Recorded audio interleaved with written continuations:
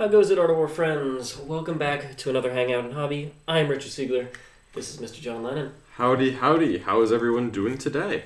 The All-Seeing Annihilator. The All-Seeing Annihilator is here, and we are here to talk to you about 40k. Hang out, hobby, do all the good things.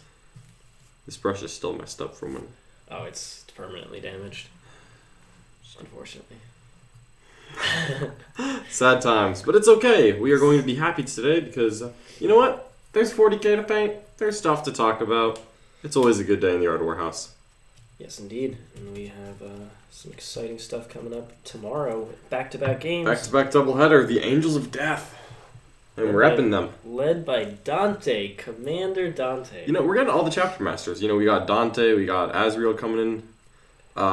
Which of those two you think is going to do better? I mean, Dante does cost a little more, so logically he's a bit better, right? He's faster as well. He is. See, why would you take Azrael when you could have Commander Dante? 4 pinballs? That's nothing. I'll fight on death for free. You don't need it when you send your whole army into your opponent. That's my game plan. Alright. Exciting times. How many scalps is the Silent King going to get? 0. He's going to get wrecked. Are you going to try and kill him? Yeah, of course I'm going to try to kill him. Excellent. What's the alternative? I mean, he's going to be the last model left. I might as well throw my whole army at him then and just finish the tabling off. But that's how this is going to go, Siegler. I don't know what fantasies you're living out. Send the 5 Death Companies straight into him. I will absolutely do that. Awesome. Just let me pick them up. Yeah, I'll just pass Veil of Time and you don't have to to fight first. Oh, great! Look at that. Fantastic. What do I have? You have Null Zone. You know what? Not even mad. That actually might be useful. What else do you have? And then you have 3 Blood Angel powers. See, that's cool. So you have Unleash Rage. Null Zone's coming in hot. You have Shield of Sanguinius for a 5-up invuln on your... Sanguinary Guard? Yep. Well, how else would I get a flying jump pack infantry unit with an Or the invuln? Death Company. Or the Death Company. See, if I have a 5-up invuln, I think I could actually take on the Silent King. Perfect. No problem. And then... What is the last power? It's not the mortal one. It's Wings. It's Wings of Sanguinius. I could take out the Silent King. No problem. How's it going, everybody? What do you think the Sisters soup list with Custodies... What do you think of that soup list, that one? You know, I thought it was actually pretty cool. I liked it a lot. We'll see if I end up playing it again myself. You know, we might give it another match here or there. But I thought it was very interesting. Custodies do a lot to kind of complement what Sister are lacking in. So it was a very natural pairing. Was there anything like immediate when you looked at the list that you would want changed? Yeah, I wanted more multi-meltas on those Retributor squads. Like, you know, once you have Cherubs, like, there's kind of like a diminishing return for each 20 points, but I still think that it's worth spending 20 points for a third multi-melta. I think 3 is the sweet spot, personally. 3 with Simulacrum. Yeah, because you got a free Simulacrum, so I like to take it. Then you've got 3 spots left. I like to max them with multi-meltas. Then you toss in a couple of Cherubs, and you're golden. You're good to go. That's what I prefer. Hey, Mr. Siegler, what's the idea behind including Acanthrites in the newest iteration of the Custom Dynasty list? Any non-Forge World that could take their place? So, my coaching client, Nick Keever, was experimenting with the Acanthrites for a little while, mainly because they give you a couple Melta shots. So you could pick off something like a transport and then charge what's inside of it. Not bad. The problem is they're still hitting on 4s, and if there's no mindset to hit, and it's hard for that Technomancer to keep up if they take the +1 to hit. So at the end of the day, it's probably still not worth it. Pity. I think you go for either Immortals or Warriors to help, clear vehicles, or at least whittle them down. I mean, your Miniers kill literally everything on the table every Well, this is for the Custom Dynasty. Oh, I see. Custom No, Dynasty. if you're playing the Silent King, then the Miniers are going to do the work. Yeah, of course. Because 2 dice without rerolls are just not spiky when it's Siegler. Auto-wounding, baby. You wound on most things on 2s, to be fair. Lies. What does the Custom Dynasty list do with protocols usually? Not a whole bunch, frankly. The protocols really work well with the Silent King. In almost every other list, it's a mediocre to pretty poor bonus, frankly. So it really doesn't fit in that much. +1 movement for a turn is cool, but some of those lists don't even take a Lord. Is all of that manipulation that your current list has, is that all tied to the Silent King? Yep. Got it. So that's like his specific warlord trait lets you like recycle Yeah, one. so you could take his Eric and detachment and get his warlord trait. But then his data sheet ability lets you double one, which is also very powerful. Not too shabby.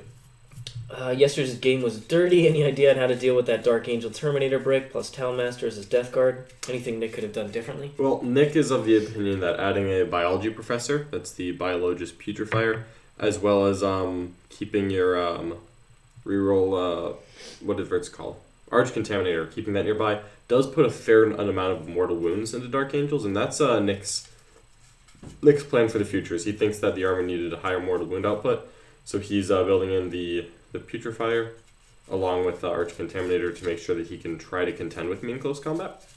Now, will that work or not? We're gonna have to get a rematch to find out, which I'm all about. I'm more than happy to do a rematch with Mr. Nanavati there. I'm not sure if that'll work, but adding mortal wounds is not a bad. It's not gonna be worse. Yeah. It's definitely going to be better. We'll just see if it's enough to close the distance. I thought just the biggest problem for Nick was that he was able to score points mostly because I wasn't interfering with his game plan, just because mine was a bit better and I knew he couldn't stop it. Well, what can stop it? See, that's what ability to mess with my objectives and my while we stand we fights is not bad. I think Death Guard are too slow, so I just got to pick an objective and get a 15. And then he was trying to avoid me and not kill me, which meant that I got another 15 on while we stand and fight. And I really think conceding 30 secondary points is not the way. I just think that the Death Guard list is trying to be too passive to deal with what Dark Angels do, because Dark Angels can adopt that same playstyle and be better at it. So you think just mobility get behind you? Absolutely, I think mobility is always key. If you had gotten to my, the other corner faster and been able to maybe, you had two limit my bodies primary. Yeah, I had two Terminators there. That was enough to not be shot by Plague Burst Crawlers. He had to send something, but he kind of took a little too long to do so, in my opinion. What do you prefer, Vanguard Vets or I guess that's Sanguinary Guard? Sangers? Vanguard Vets? Vanguard. 4-pin Vuln is money, folks. Also just +1 save and cover. Very nice. Helps their durability. Although, in cover, Sanguinary Guard are pretty decent too. 2 damage is less useful now. There's a lot more -1 damage abilities out there. So, Vanguard Vets for sure. Reroll Wounds is one of the best abilities you can have in the game. Yeah, absolutely. I would agree to that. Hey guys, love the content. Love to do a pure Primaris army. Which chapter do you recommend as having the strongest synergy with an all Primaris force? All Primaris force. That's tough. Alright, here's my question. Does Guilliman count as Primaris? If you're willing to account Guilliman as Primaris, I think Ultramarines. Black Templars aren't bad at it, but I would go Ultramarines, honestly. So I can't think of any manlet units that Ultramarines actively want. Attack bikes are not bad in Ultramarines, but you can very easily substitute that with a Redemptor Dread. Yeah, they're more Dreadnought. I mean 3 Redemptor Dreadnoughts in Guilliman. And then the rest of the list is just infantry that benefits from counting as stationary, which is bolt rifles and suppressors, units of that ilk. Not opposed to the heavy rifle eradicators, but I still don't like them that much. I just would rather have the attack bikes. I think actually Deathwatch could do it fairly well also. Yeah, Deathwatch can certainly do it. Yeah. So those would be my go-tos if I wanted all Primaris, and we are pretending that Guilliman is Primaris. Because let's be honest here, Guilliman might as well be Primaris. I mean, he's not. He's reborn. He's reborn. Yeah, the armor was the Armor of Fate. The Armor of Fate, forged by Belisarius Call to sustain his life force. Eldar had nothing to do with it. Back to the Silent King list for protocols. When do you deviate from usual +1 Novak 2 or +1 move Overwatch double? I pretty much double all those. I could see it in a list where the problem is it'd be really nice to double fallback and shoot 2 different turns. The problem is you don't know which turns you're going to actually need that. So I tend to just swap it 1 turn, and that's usually the killing blow. But against an army like Slaanesh, you can just assume that you're going to be in combat for most of the game. Yeah. So doubling it up, turns 3, 4, turns 2 and 3, that's not totally a bad reasonable thing to do. Yeah. Yep. So I can definitely see that as well. Especially if you know the person's play style too, and kind of adapt based on the mission that you're playing. Extra flamer for Holy Trinity on those Retributor squads. Yay or I nay? like taking a hand flamer on the superior because the superior can have a hand flamer and a bolt pistol. So that's two of your requirements right there. But also, of course, the lady with the simulacrum has a bolt weapon as well. So I really like investing in the flamer weapon for the sergeant, just because the hand flamer is only 5 points. And like, yes, that's not going to come up often, but like when you're shooting at Death Guard Terminators and you can just 1 CP wound them on 2s, or the bloat drones, all these annoying little things, wound Mortarion on 3s, I think that's really good. What do you guys think of the Raven Guard list that got second at that GT in Australia? Centurion's wrecked face. Was this recent? Because if it's recent, I frankly was not aware of it, so I don't know what the I list did not is. see a Centurion list. I But if did you not want to either. repost what the list is, be happy to look at it. Yeah, I mean, Centurions are still fine. I personally think they're outclassed by other Marine options, but in the scope of the meta, they're not bad. Yeah. So, let us know what exactly it was in that list, and we will try to give some quick and dirty thoughts on it. I imagine Centurions, Vanguard vets, bunch of characters, Yeah, typical stuff. But like Raven Guard have a lot of tricks. sure do.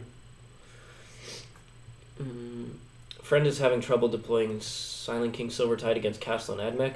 Basically, anything not behind a ruin will die turn 1. There are no forests. So do you just outflank the unhideable units? Yeah, frankly. The other thing you can do is, like, how many Castle and robots does he run? Just a unit of 6 of them? If the thing is, because of the terrain density of 9th edition, if you're playing on, like a Games Workshop standard board, it's actually pretty hard for them to get an angle on, most of your army. Yeah. Once the Castle and robots pick an angle, just play around the other side of the board. The other thing you can do is you can just, if they're spending tons of points on shooting and not any counter assault, they don't have full Great Priests, or really even if they do have full Great Priests, as you saw John played them, you can just send warriors in there and just wrap stuff. Yeah. Well, wrapping the Castellans is straight up not going to work. Not the Castellans, just the stuff in front Yeah. that's stopping you. Because otherwise, if you veil right in front of the robots and shoot them with all the buffs and the Silent King, you'll kill enough of them that they're not just obliterating your army. I actually think that your Silvertide list is going to have a trouble with pure shooting lists, and I don't think that we've put it into those. One game with Admech, It's called just having terrain on the board. I know. Like, it's the same with your White Scars, dude. There's less terrain on the board. Yeah. No, I'm saying on the normal terrain boards we have. Like I think that the Necrons are harder to hide than White Scars because they're a bigger profile. Yeah, but I mean, like... I'm not saying it's impossible. Yeah. Just things that could give you trouble that we haven't tested yet. Like I think guard against Necrons would actually be more difficult than you'd think. I mean, we played it into Admech. Mars Admech. That wasn't... shooting. That Admech list had flaws. Okay. It's a flawed Admech list. Okay, I mean, Guard don't have fallback and shoot on their tanks, right? No. Shooting's not coming from the tanks. Just the Manticores. And if you get to the Manticores, I concede. Okay. Oh no, I think that'd be an interesting one. You and the Manticores, though. As far as you saw how -1 to hit just shuts down their damage. I'm okay with that. All right. If you put your whole army behind a forest, I'm like just kind of okay. No, just the Silent King. Just the Silent King? I don't Alright, care if they're shooting into warriors. All right, deal. What are your thoughts on WYSIWYG in tournaments, for example, using old warrior models with Gauss Flayers as if they were Gauss Reapers or Tesla Immortals, Tomb Blades? Frankly, nobody is really going to be paying much attention to that, as long as it's consistent. If you have a unit, say, of Tesla Immortals and a unit of Gauss Immortals, but they have the same exact weapons, that's where it's a lot harder for your opponent to tell. So you're going to want to differentiate there.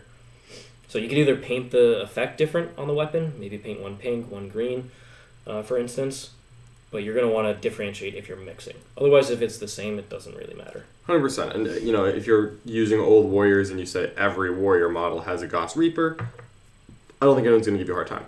Nope. You just don't want to have a Reaper and a Flare unit and have them look the same. That's the biggest problem. Yeah, really it's about not having confusion for your opponent. Yep. When in doubt, your opponent should be able to look at your list, look at your units, and be able to pick out which everything is. Yeah. The Contemptor Achilles or the Galatus? Galatus. 100% the Galatus. Take that 4-up invul and more attacks every day. Yeah. Unfortunate, because I do like the Achilles a lot. as far as like looks go, but the Galladus is 100% where it's at right now. Yeah. Is it slightly more expensive? I think it's like 5 points different one way or another. It's very. If it is minor enough for me to not care. Whew. We are watching a bunch of knights right now. Let me tell you what, that gets messy. Knights are big boys. What's better for Dark Angels, Ravenwing or Deathwing? Deathwing. Yes. I was just gonna take both. I mean, both are fine, but if you had to pick one. I would actually go Ravenwing. Really? Yeah, Deathwing are too slow. Like, you need some kind of speed to make things work. And if you only do Deathwing, no Ravenwing, you don't have Talon Masters. And like the Talon Master is the workhorse for me so far. Or like I would rather work around not having Deathwing and just take Ravenwing and do things. What would be your board control in that? Ravenwing list, I mean. In a Ravenwing list? Do you just go with the bikes and hope they... Tons of bikes. Okay. Tons of bikes. I actually think I would do a successor chapter at that point. And then you get to do weird things like giving reroll bolt weapons as a reroll ones to hit with bolt weapons, which is a successor trait. Mm-hmm. You start putting that on those Talon Masters. And like it's like, oh, I just reroll the hit now. This is great. I assume the assault cannon doesn't count. It's not. You reroll the hit with the heavy bolter, and then you master craft. You master artisans. Is one way to do it. Or you can do +1 to advance and charge, and then like your Ravenwing move even faster turn 1 somehow. I would need to like actually look into it more because like right now the way Deathwing work, I think, or the hybrid army works, I don't think you need to explore successor chapters, but there's some theoretical cool stuff there. I know you said in the previous game that you like the current Dark Angel list, but still, what's your least favorite unit in that list? The one you would most likely be swapping out. Ooh, I'll see. That's hard. Honestly, it's the characters are what I want to draw. I actually don't like Azrael in that list. The problem is that like as soon as I buy a normal captain, I'm just like, well, I'm like 30 points away from Azrael. I might as well just be Azrael. Because Azrael does give so much more than a regular captain. It's just that a lot of what he does is kind of redundant with the list. Yeah. But like I do want a captain type figure. And it's very hard to not have that. They don't have any rules that help replicate it? I mean, you can do... No, they don't have anything... I mean, it would be like a Dreadnought that... Yeah. Like, does Wisdom of the Ancients. But, like, that's a lot of crap points. I don't really want to do that.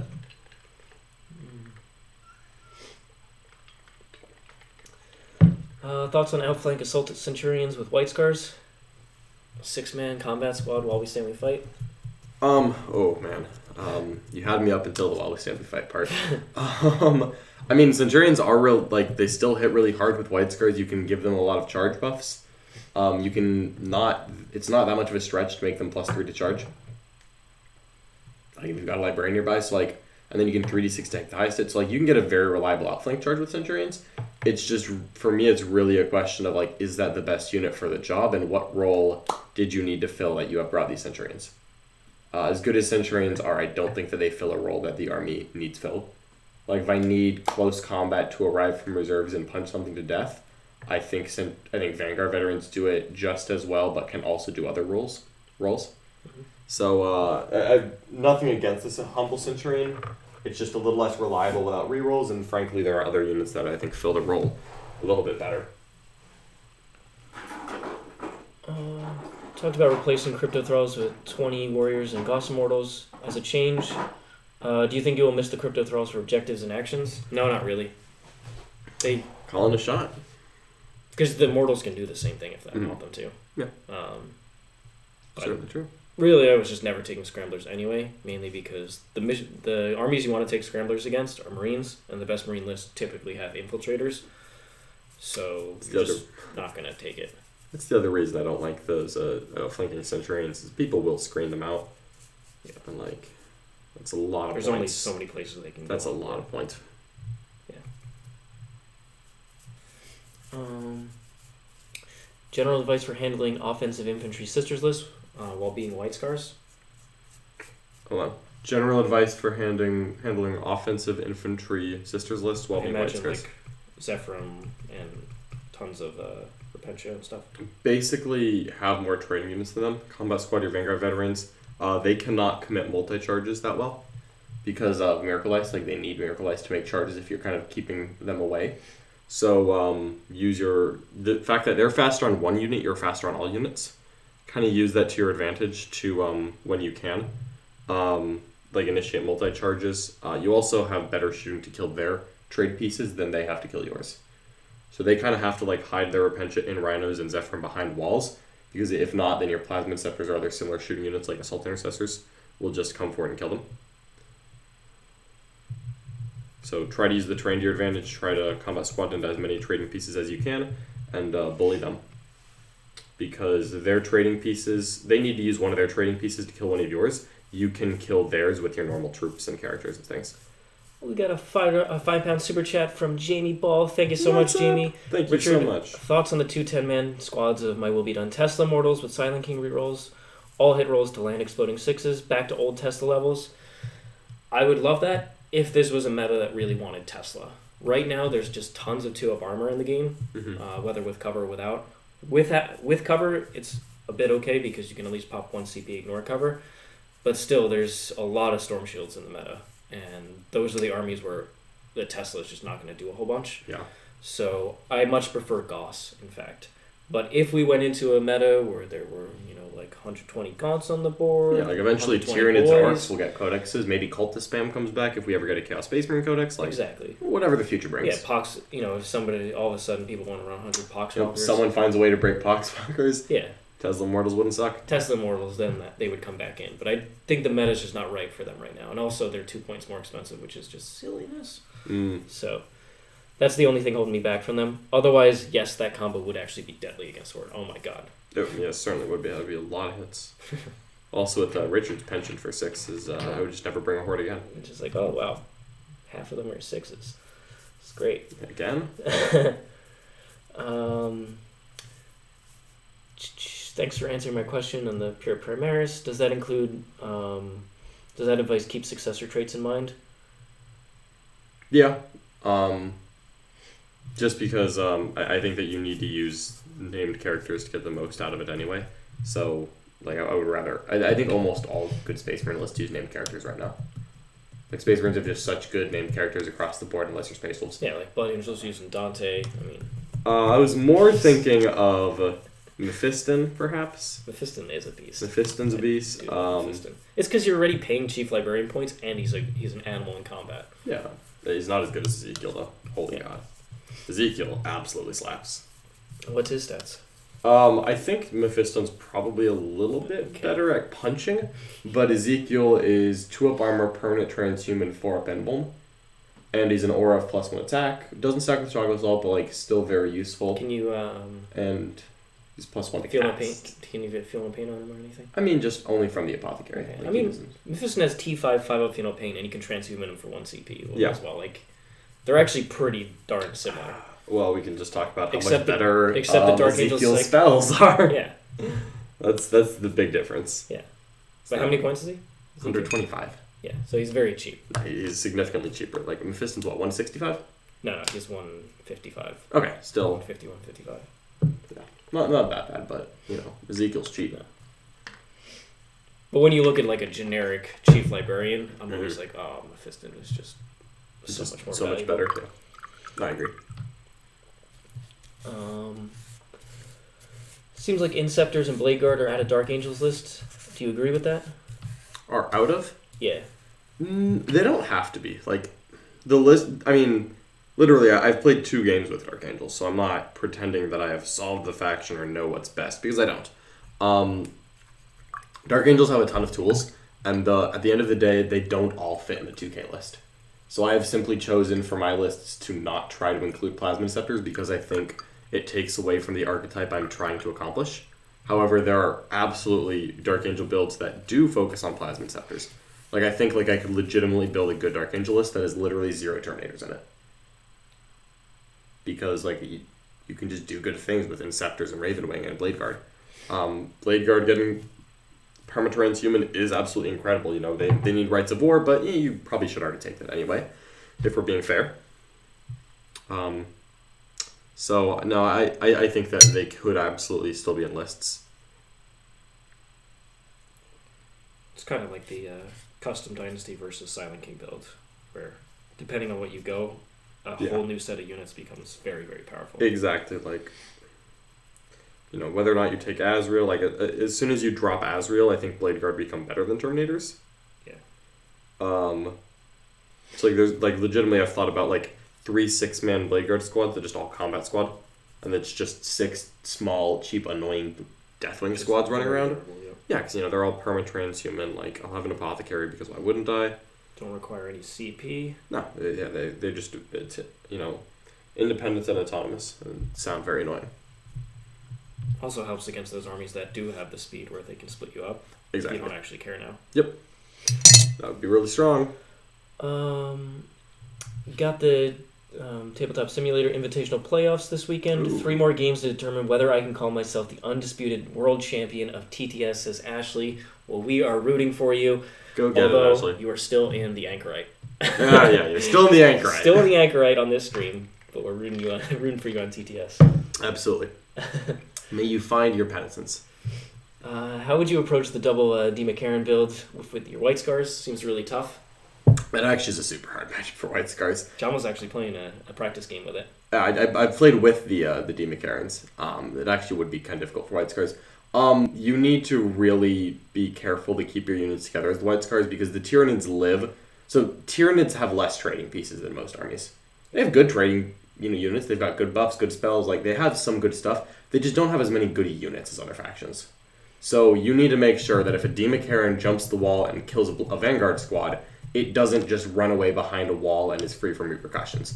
Anything they send into you needs to die immediately. So you need to kind of keep your core together and protect your units, like with, by protecting threat ranges, because you just can't let a D. McCarran, you can't let the Tyranid player not make trades. Like if they just get to deal damage and then not take, consequences, then they're going to steamroll you.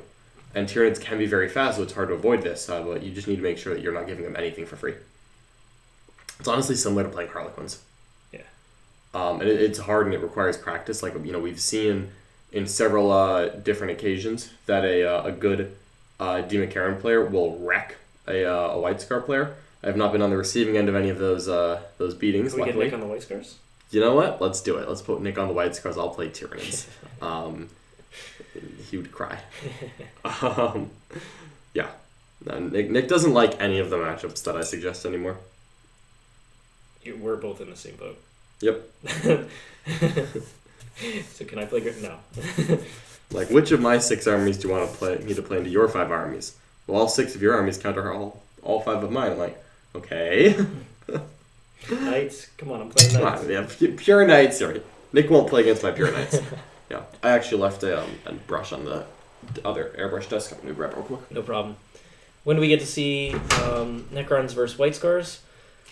If anybody is whoever is the top 2 super chatters for total super chats at the end of every month, you can pick any stream match you want, so you can make Necrons versus White Scars happen. I think I should play the Necrons, you play the White Scars. Sure.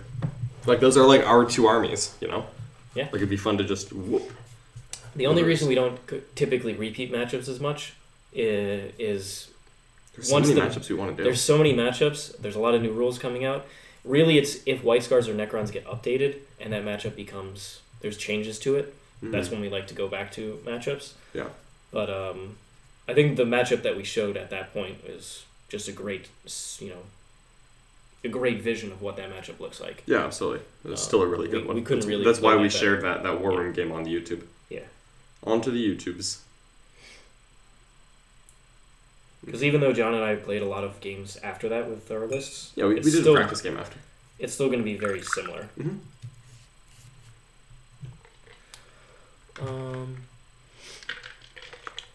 Your thoughts on the Knight Majera, and you mentioned that you had a list in progress. Have you had a chance to field them? I have fielded them in battle twice. There is a reason why I am painting a Knight Majera. Majera actually sounds cooler. I think I'm going to go with that. Majera. We're going to go with Majera. I think they're great. The Knight Majera is the only thing that makes Knights the faction relevant or playable in any function at all. I still don't think that Knights are absolute top tier, but Knights are significantly better than the average tournament goer would probably give them credit for. I think Knights are legitimately close to being competitive. I've played them twice on the tabletop. both of them into the new Death Guard Codex, and I am 2-0 so far. Now that's the early stages of testing Death Guard, and I like to think that I contributed to the Death Guard players realizing that they needed to bring guns, because they were just getting shot off the table by knights. But you know, sometimes, especially right now when you've got a smaller group of people you play against, sometimes it's nice to remind them, like, hey, sometimes people just bring big dumb models and you play them round 1. Or two. They can also, those kind of lists can absolutely, stomp a game or two, and then, suddenly, are 2-0, 3-0 at a GT, and you've got to beat it now. It doesn't matter how, many hard counters a list has. If it gets to you and you're not playing the hard counter, you got to take it seriously. How would you fix the speed of Death Guard? Is this asking like in a list design? Yeah. I think they need rhinos. Like, Death Guard legitimately need to put units in rhinos. I actually don't like Terminators that much. I've played 7 games into the new Death Guard Codex so far. I've been playing a lot into the new Death Guard Codex. I have not been charged by a Terminator unit that I did not specifically plan on charging me yet. It just kind of set it up and let it happen when it happens. I think that the Terminator builds, it's very alluring to look at how tough these Terminators can be, but there are some downsides to that. Yeah. Really, really slow. I mean, frankly, even in the matchups where they did win, they didn't do anything. Once again, it was totally on the opponent's, the AdMech list. They didn't do anything. They just stood on the objectives. Yep. It happened to be a 5-objective mission, so it was easier to get. They literally just had to walk out of a ruin and stand on the objectives. They were, and that's all they had to do that game. I think that people are investing too many points in Terminator so far. I am surprised we don't see as many Poxwalkers. The Deadwalk against strat is amazing. Yeah, I would be really abusing hate that. The speed of that strat adds speed to the list.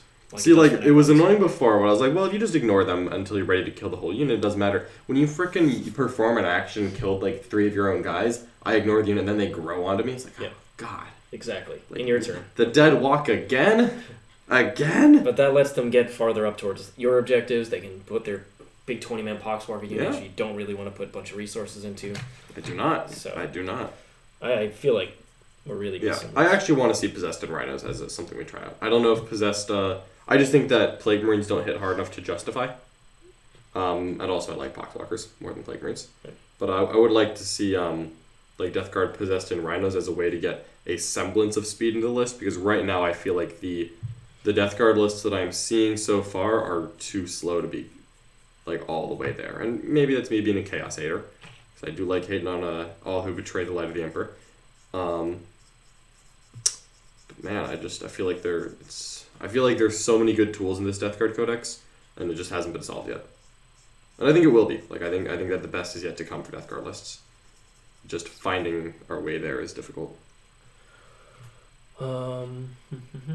Any chance but the Rise Plasma Destroyers would be okay right now? Somewhat locked into that Forge World to do the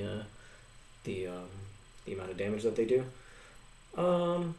It's expensive, but also if your opponent doesn't have an answer, it's like, ugh. Yeah. They're pricey and they're not mobile, and their defense isn't great as people gear up for more anti-tank weapons into Death Guard. But they do hit very hard. I think they would be genuinely good into something like Death Guard. My fear is that, as good as Death Guard are, you're not going to go to your local tournament, if you can, and play rounds 1 through 5 against Death Guard. You're going to play against all the other people who are also, working on Death Guard. And all those people, no one's going to show up to this tournament. The good players aren't going to show up with no answers to Death Guard. And as soon as they have an answer for a Terminator, they have an answer for a Cataphren. Yeah. A Cataphren is easier to kill objectively than a Death Guard Terminator. And it is about the same on the movement. So it feels just as avoidable. Longer range is nice, but sometimes that's not enough, I think. I certainly don't think they're bad. They're not bad. They're pretty expensive and they're slow, so your opponent can use terrain to just get out of their threat. I want to see you experiment with allies in AdMech. I think AdMech has so many cool things. It's either Custodes or Sisters. Custodes give you the board control that AdMech wants. Sisters give you the raw, different type of firepower, the type of firepower that the Cataphrons bring, where they can just pick up tanks without having the lack of... without investing a ton of points into them, like the Last Cannon Iron Strikers. Because yes, they are actually good. The Last Cannon Iron Striders. Their defense is lacking, especially in this meta. So, Sisters, okay, I'll lose the 5 Retributors, whatever. But they did a crazy amount of damage in return. It's a lot less painful than losing 5 Ballistari. Yeah. So, I think you go for either of those. I'm kind of leaning Custodies because board control, I think AdMech needs more. That makes sense. Because at least AdMech does have anti-tank options that they can use. Yeah, absolutely. I'd love to see you bust out the AdMech Custodies. Yeah, I'd like to. Maybe we can do that next week or the following one. All right, I'd love to see it. What are your thoughts on the Heavy Intercessors? Too costly for what they do, or are they in the right spot? Too costly for what they do, and I don't think that the unit needs to be cheaper. It's just that everyone is gearing up to kill the T53 wind profile right now. It's I don't really want to bring it unless it's doing something special. A Plasmid Scepter does special things, but a glorified intercessor is not what's worth building into that profile for, in my opinion. They're good. There will probably be points where heavy intercessors are good when they require literally no points changes, just the meta evolving. Again, if Gaunts and Orcs and Cultists become the meta and people start bringing all these Tesla and, Immortals and all things like that, yeah, I would actually rather have the heavy intercessors than normal intercessors, and I would be willing to pay for it. And I'd pay the exact same cost there right now. I think that the meta isn't right for where that is. It's another problem with just Marines having so many options. Yep. There's always going to be a good amount of them that don't really have a place right now. Yeah. Now, they do have a place in Deathwatch, and that's to get access to that big unit of Plasmid Scepters. 100% Deathwatch are one of those armies that I think really makes good use of them. I could see it in some armies like Ultramarines. I do like that their bolt weapon equivalents are strength 5.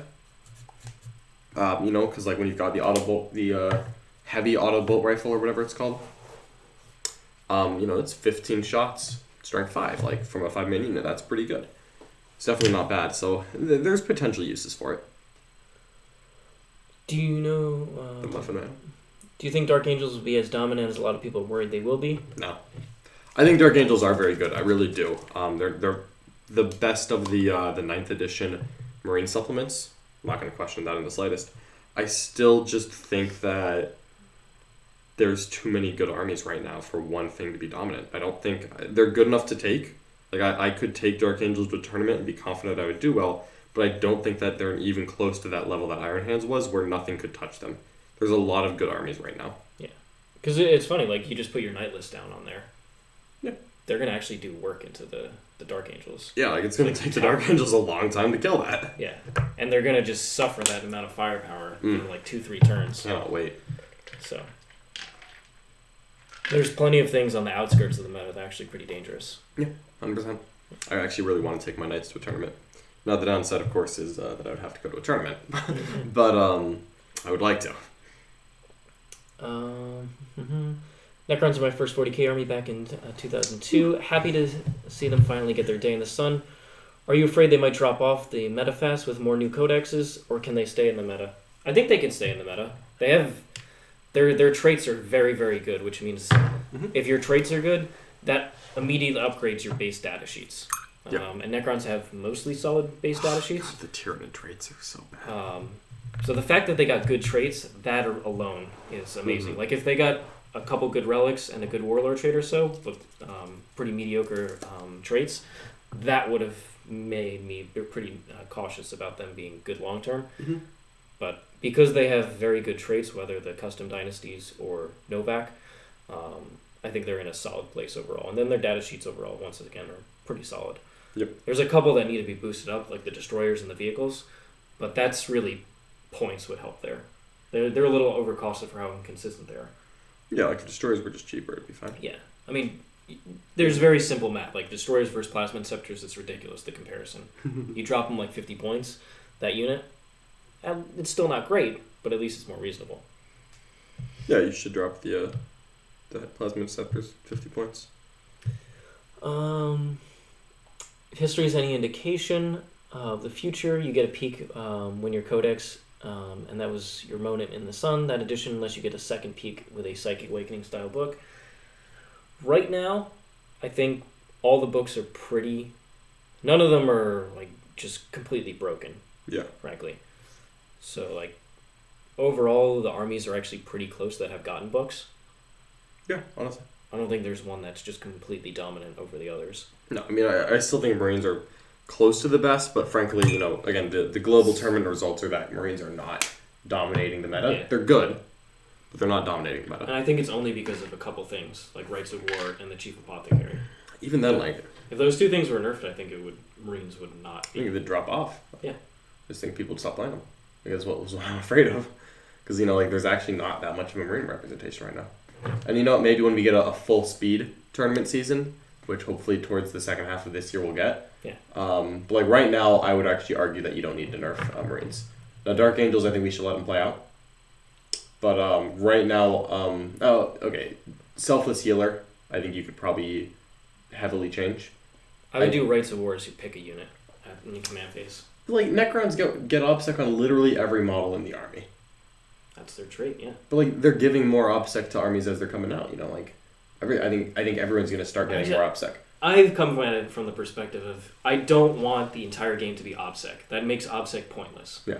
I think we should be getting away from that. But if that's their design philosophy for the edition, I think fine. they're just putting a lot of OBSEC in the game. I just think that's a poor decision. Yeah. Frankly. I think that the Dark Eldar Codex will be telling. Yeah. If the Dark Eldar Codex injects a lot of OBSECs in alternative ways besides the troop being a troop choice, then at that point I think that everybody's gonna get it. Then I think Rights of War is fine, and then they're just going to continue to put OBSEC in. Yeah. I mean, that should be OBSEC. I just think it's a silly design choice because it devalues what OBSEC is.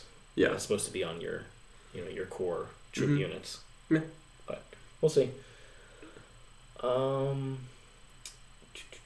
I mean, Rights of War is on my core units. Yeah, like the fact that I think they went a little crazy on Marines with core too. Maybe.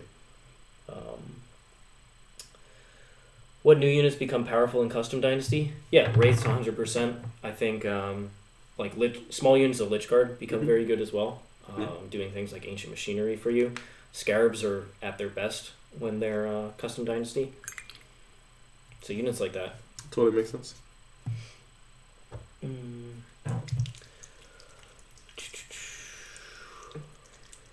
Love the satisfying shake of a new pot of paint. So really tough Death Guard list struggled against is Morty with 60 Poxwalkers, the Plague Burst Crawlers, Terminators, and 2 shooty Plague Marine squads with Max Plasma and some Mortal Wounds. Max Plasma, like 2 plasma guns? I don't know. Okay. But just some shooty Plague Marines. Got it. How do you counter that as Space Marines? Ignore Mortarion and try to nuke the rest. I still think that having fast shooting units that can, get around the flanks to get to the opponent fast, melee units. Because if they have a gun line spread out, then they don't have all their buffs in one spot. And if they have all their buffs in one spot and all the units clustered around it, then they're just not on all the objectives and their threat range is not that great.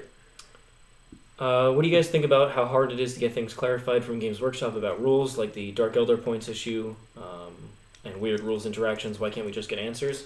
I think it has to do with this is my personal opinion, don't have an actual answer, is because it's early days in the edition, they don't want giant FAQs and tons of repeated FAQs at the very early part because that looks bad at their product overall. They're not really concerned at like the top of the meta, especially because there's been so few events, that they're not trying to do major shakeups yet. But I think as we get further into the edition, they will be more willing to do detailed FAQs if they're needed. Yeah, I don't know how their company works, frankly. I've absolutely no involvement with Games Workshop. I've never signed an NDA. I'm not a playtester. Nope. None of the above. I don't know what's going on. I think that they just don't have enough, they don't have enough of a dedicated team working on this subject. Because, you would think that they, frankly, if they had made a mistake on the chapter approved rules, that they could have taken the document, pull it up from whatever computer it was saved on, retyped in the points for the Dark Eldar, and republished it a day later. Yep. And if it wasn't a mistake, then they could have said something like, yep, Reaver, just put a Warhammer community article, winners of the big FAQ the next day, yep, Reaver jet bikes went down to 10 points exactly as intended, and they're really strong now. Yeah, and then they put their little link to go buy them. Yeah, exactly. And then we go sell out of Reaver jet bikes, which I'm sure they've already done. Something like that. I couldn't really tell you why Games Workshop makes it hard, but That would be my single biggest request is more immediate transparency on the rules. Now, this is still so much better than what we used to get. Like, when they accidentally, made the Wraith Knight literally broken, they're just like, oh man, we forgot to do this. We'll just fix it in about 4 years. Yeah, that'll be fine. It's like, great, we just have this for 4 years because they forgot. Like, supposedly this is a common story that may or may not be true. Like, when they play tested the Wraith Knight without D weapons, and then they changed its weapons to be D weapons, and they forgot to change the points. Or more specifically, they just didn't take the time to change the points. They're like, no, it'll be fine. And then it was completely broken. It was just like, oh yeah, we'll have to fix that the next time we do an LR Codex. Yeah. Like, that was the logic. It's like, okay. Don't know if that's true or not, but woof, either way.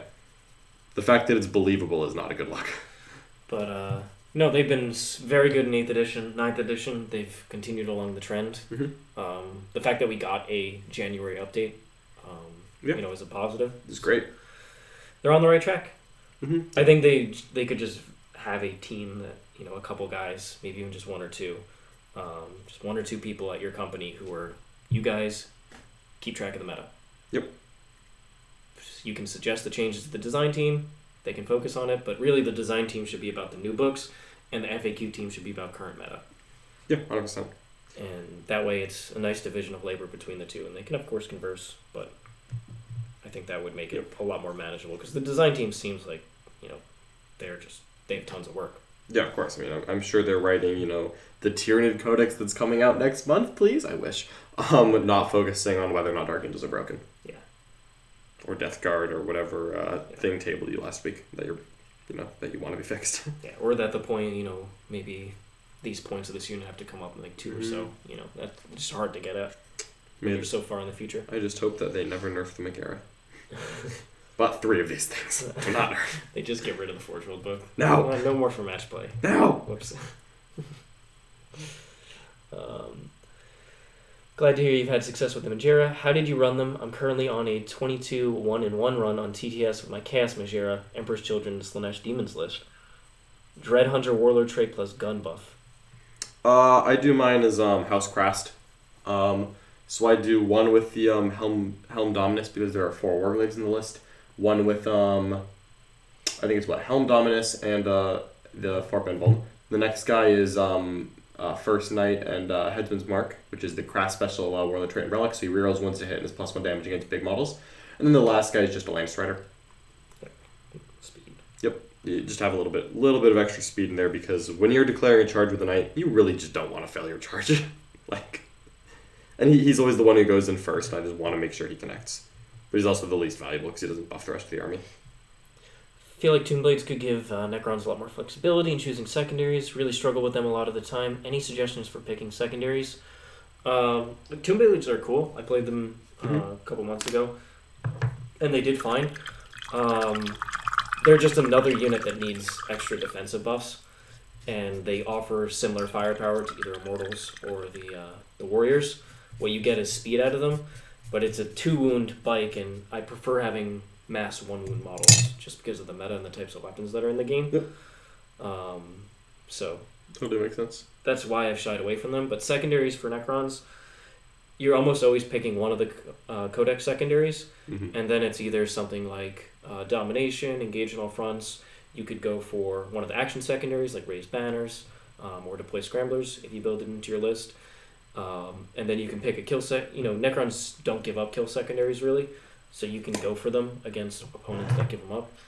So, against the Demons list, I went for both Assassinate and Abhor the Witch, and just was going to... I love stacking those. Yeah. Now, should secondaries be stacking? I don't know. I kind of like the ITC where, you had to decide which points you score when you kill it. But, yeah. I don't mind punishing certain types of models if they're too powerful. Yep, we should punish Chaos. I would have a secondary that you get points for the number of OBSEC units that you kill. Siegler wants. Well, see, that's the thing is none of my Space Marine units are OBSEC. No, that are benefiting from the objective secured rule. Alright, the second to last model I pull will be the guy in the Rites of Aurora. The last model will be out of it. Done, no problem. Get around this stuff. If they benefited from that phase, they count. Well, benefiting from it in your phase. That's why, like, this is why John and I would be such a perfect pair for Yep. just writing rules, is we'd come up with this just nonsense. Yep. Be like, nope, that's how you fix And it. that'd be like immediately like this is how we bull crap our way around it. Because if there's one thing I enjoy, and no, I don't do it on the table, even though Nick would accuse me of such, it's just bull crapping my way out of rules. Yeah. It's nothing like it. It doesn't feel good to do that. It does not. No, it It's doesn't not a feel good to skill- do it's that. not a skill thing. I mean, there's skill to bull crapping rules, but it's not healthy for the game. So I would rather it gets pointed out and fixed immediately.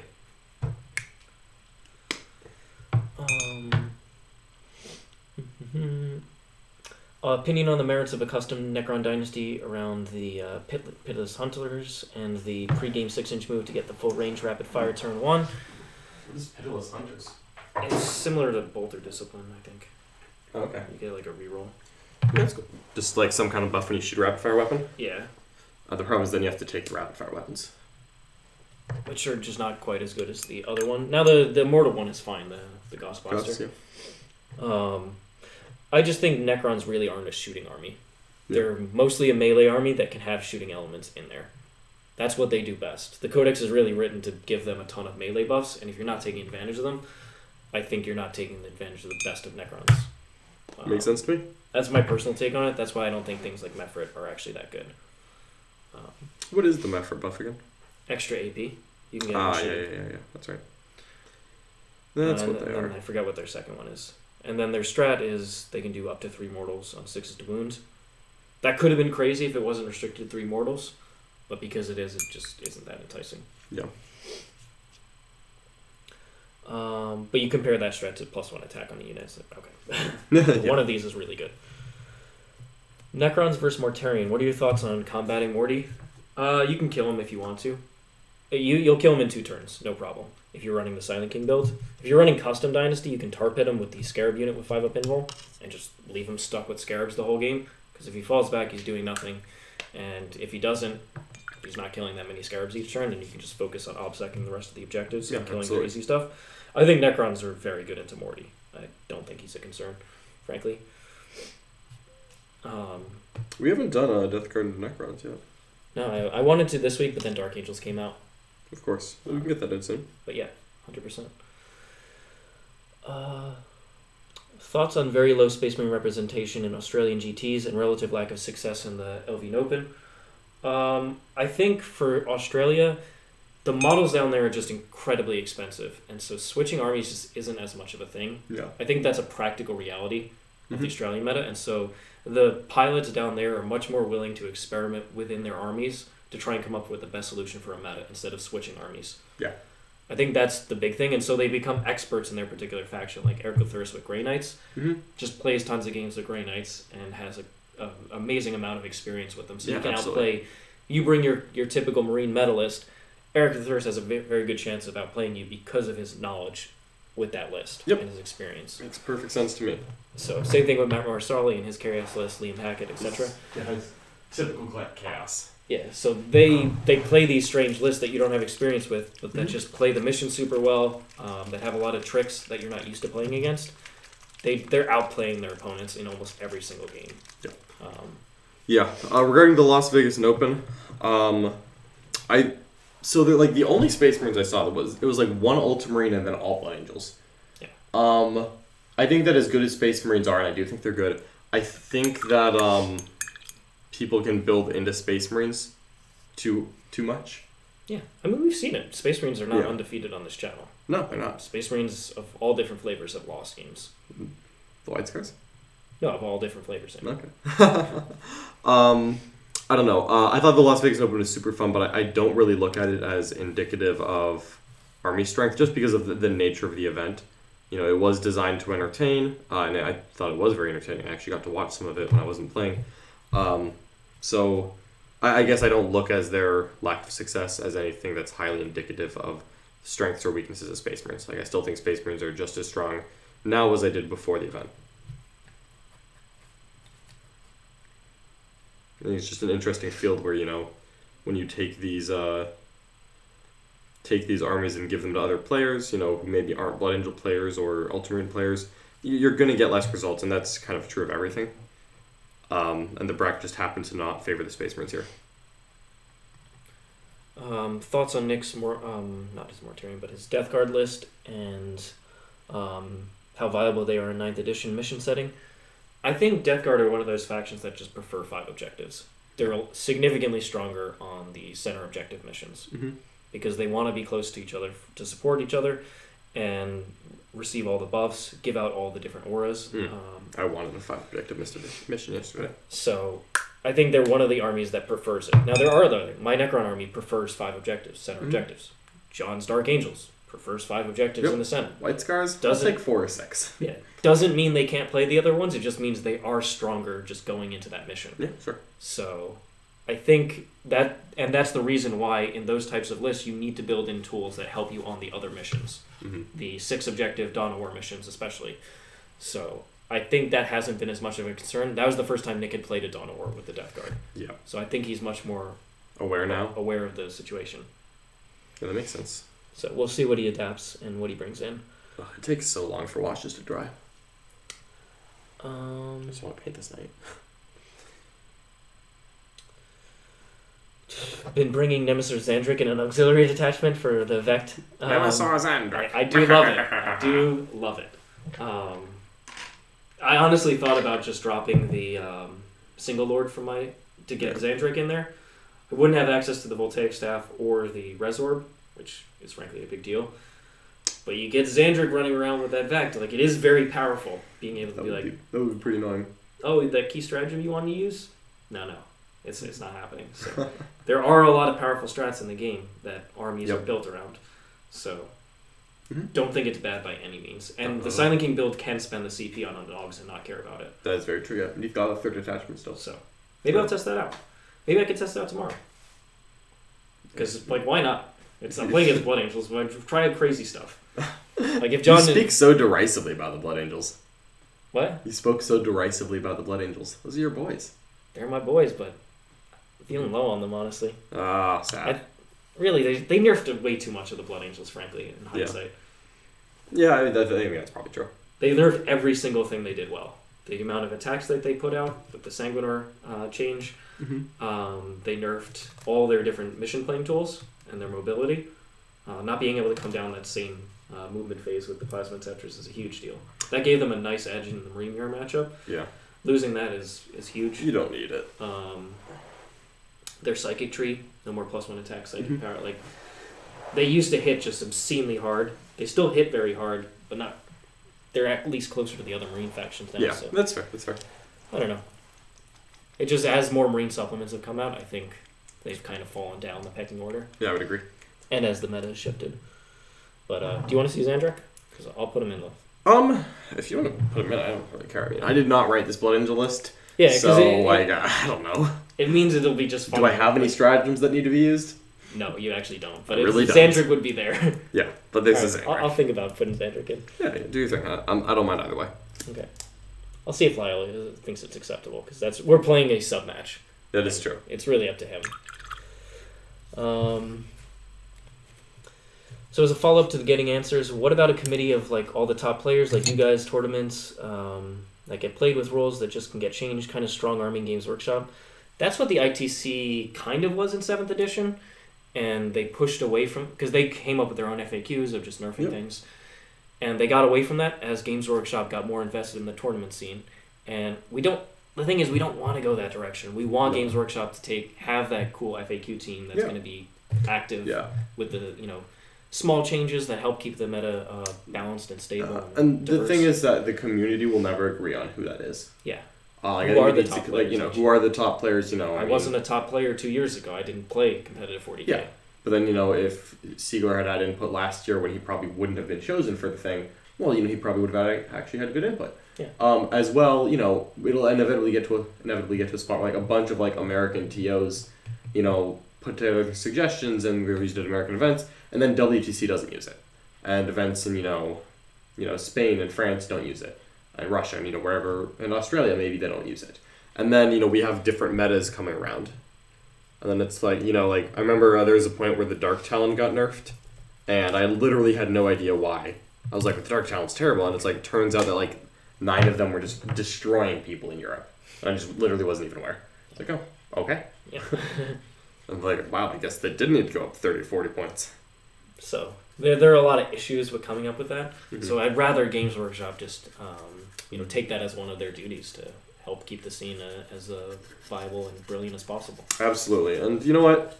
Since there hasn't really been a scene this year, maybe that's part of their long-term plan, and they Yeah. figure that they can afford to wait a little bit to roll it out, because now isn't the best time to do it. So if that's their thought process, which I hope it is, so be it. I can wait until it matters again, but you don't really know what they're thinking. We have our good friend Mr. Weeb, who won last month's Game Picks. Mr. Weeb! You were indeed one of the two people who were the top super chatters for the month. So one was Gundam, and then yourself was the other one. So do let us know what you want to see. I know it's Tau, and I have a cool Tau list that I've come up with that I think can at least help play the mission a bit better. But what do you want to see it into? And who do you want to run that list? These are the questions. So just let us know what your ideas are. It's Nick. We know it's Nick. Nick playing into Tau is just classic. Yeah, absolutely. You just gotta keep going. He also hates the 9-man airburst unit because of how much damage it did in the end of 8th edition to When him. he thought that Tyranids were Yeah, when he thought Tyranids were top tier, and I was just like, they have no play here. Yeah. You do nothing. Nothing. Nick had to build it was very similar to John coming up with this Imperium soup list that he really likes. It's a strange list in the meta because most armies don't have very good answers. You have to build specific answers for it, and Nick decided to just build a chaos list that had every answer for Tau specifically, but it just had very few answers into other matchups. At least the Imperium soup, I think, has answers into other matchups. Yeah, exactly. But he built here's this Just chaos Tau. list that is just trying to trap things in combat. It's like, what if you play a combat army? Well, Is that the Blood Angels game? what's that? Is that the one that he played in the Blood Angels? No, he built a chaos list to try and beat my Tau Farsight plays list. Okay. All right, we're getting to the dry brushing stage of But painting then, yes, a night. my Blood Angels ended up beating them. The dry brushing stage of painting a night is my favorite because it's so fast. I feel like we should have a bet where John names all the Streamhouse games, period, and Nick has to do something. No, I can't do that. No. I can't. No. I mean, there was like All the ones in 9th edition? Perhaps? Probably I missed some because I went on vacation That's fair. and I missed like 4 games But in a row. what could we get on the table from Nick for that? See, the closet's offline. Is the big problem. That is just disappointing. It's Yeah. a real shame. We gotta hire somebody to come in here and build one of those closets. Build a closet. Yeah, like we just get some stairs. To where? No, we don't need them to go anywhere. We just need stairs. Do you think Craft Worlds will see more play after they get a new codex, or do they just lack the combat that most top armies have? It's hard to say because with a new codex, they're probably going to get an entire redesign. But all they don't need a ton of stuff. Like they have the best psychic powers in the game, frankly. Yep. They have very good characters. Their shooting is still very solid. They have good custom traits. They have mediocre combat and bad durability. But their durability can be fixed by just being cheap, which a lot of their stuff is pretty cheap.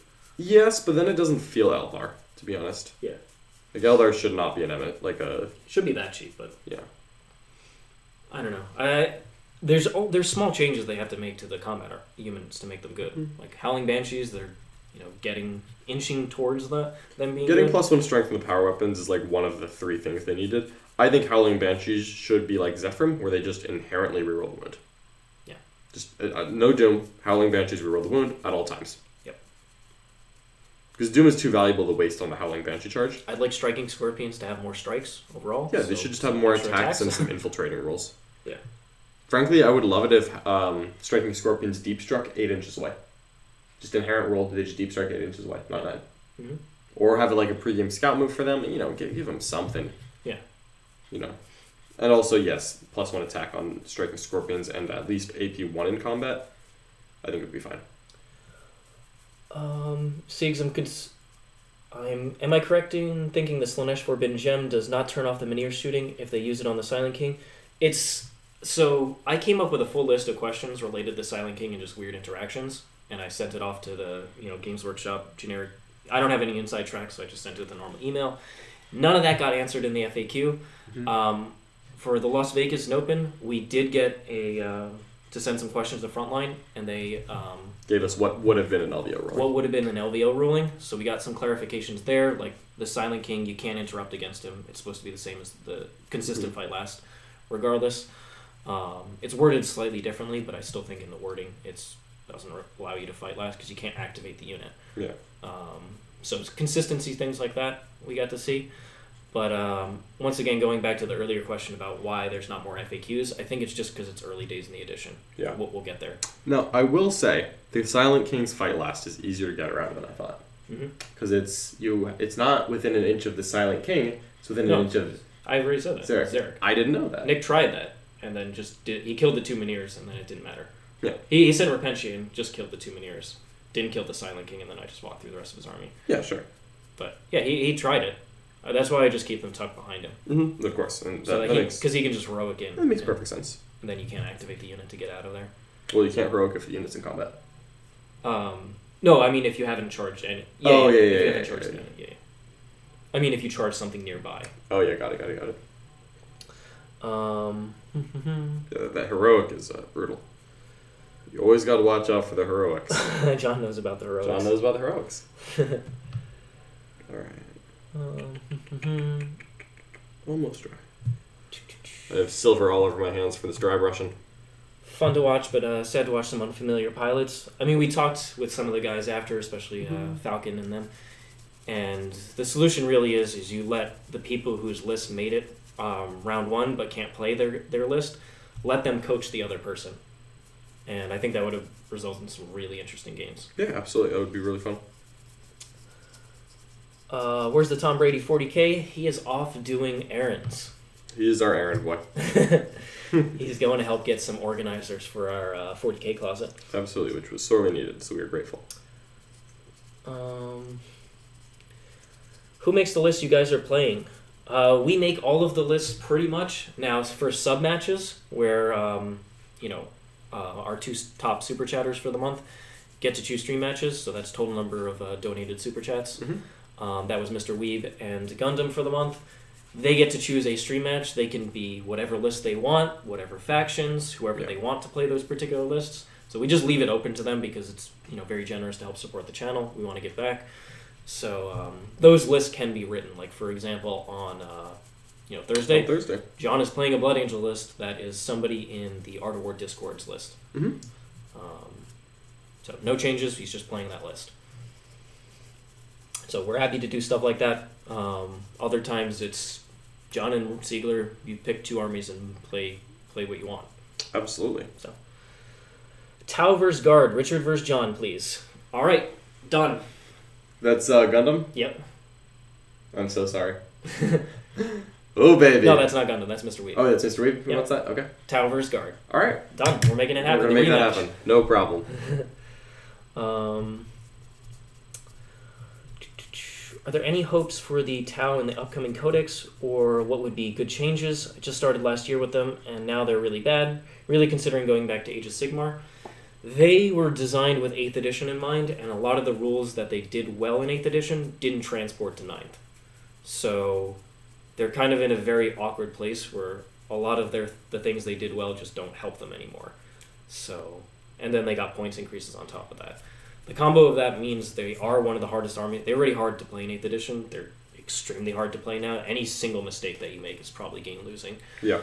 So they are a player's army for sure. You need a lot of reps with them, and you need to know your meta inside out because you need a tailor for that meta.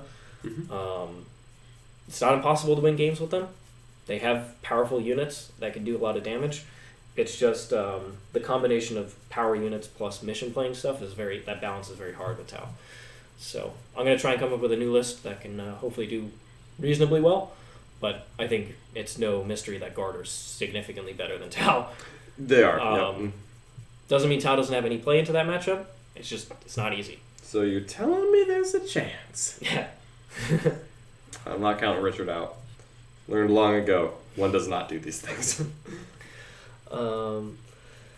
But yeah, eventually Tau will get a new rule set, and there'll probably be a complete redesign of what they do. So, can't say what that is. We haven't got any inkling of when Tau might be, but I hope that they seriously sit down with the faction. And what they've been doing really is looking at how the army plays in the fluff and trying to incorporate that into their playstyle on the tabletop. Tau is a combined arms faction in the fluff. they should have more alien auxiliaries should be central to what they're doing. They should have a lot of long range, short range, and medium range firepower all in a single list. You should be encouraged to do that. I think there's a lot of rules they could add to help encourage that. 100%. Hopefully that's the direction they take. I'd love to see like auxiliary detachments be a thing. Yep. Or they just don't take up slots, stuff like that. Yeah, a lot of cool things. They get certain bonuses for bringing auxiliaries. I'm all about it. Can you techno oracular targeting strat the Void Dragon shot? So if it tags 3 units, does the strat auto wound all 3? There's been no ruling on this. WTC has ruled that it is only for one of those attacks. One of the things that hits it auto wounds. You have to roll the wounds for the other ones. That seems pretty reasonable to me, but Games Workshop hasn't FAQ'd that. So rules as written, it auto wounds all of them. That's ridiculous. Because you're rolling to one hit roll. Yeah. It's like Mortarian's Lantern if it auto wounds. Oh, that's silly. It just auto wounds. But WTC has drawn back from that. Now, is the Void Dragon a problem in the meta? No, that's ridiculous. So no, it is not. It's not really going to be at the Games Workshop's attention for a long while. But hopefully eventually they will get around to fixing that. For Krons, when do you think it's better to take Purge the Vermin secondary versus Engage on all fronts? Seems like Engage is easier to score. I think in my style list, Purge is better because I want to destroy everything that's in my table quarters. Whereas Engage on all fronts is if you have a lot of small units that can get in there, which I think the Custom Dynasty build plays a lot better. Mm-hmm. So if you're more of a speed offensive build, I'd go for Engage. If you're more of a defensive, try and kill the things in front of me, I like Purge the Vermin more. Totally makes sense there. Interested in building an Iron Warriors army that's heavy on demon engines, which demon engines would you consider to be mandatory? Oh god. Mandatory is a hard word to in this context because probably none of them. Okay. I think you go big, and you go Lord of Skulls. The triple Lord of Skulls. I think Iron Warriors is the best Legion if you want to do triple Lord of Skulls. I'm not telling you to do triple Lord of Skulls or to do Iron Warriors. However, I am personally very fond of the Iron Warriors. They're my favorite of the Traitor Legions. Them and Emperor's Children I like a lot. But if you are, I think you go full hog. You go triple Lord of Skulls.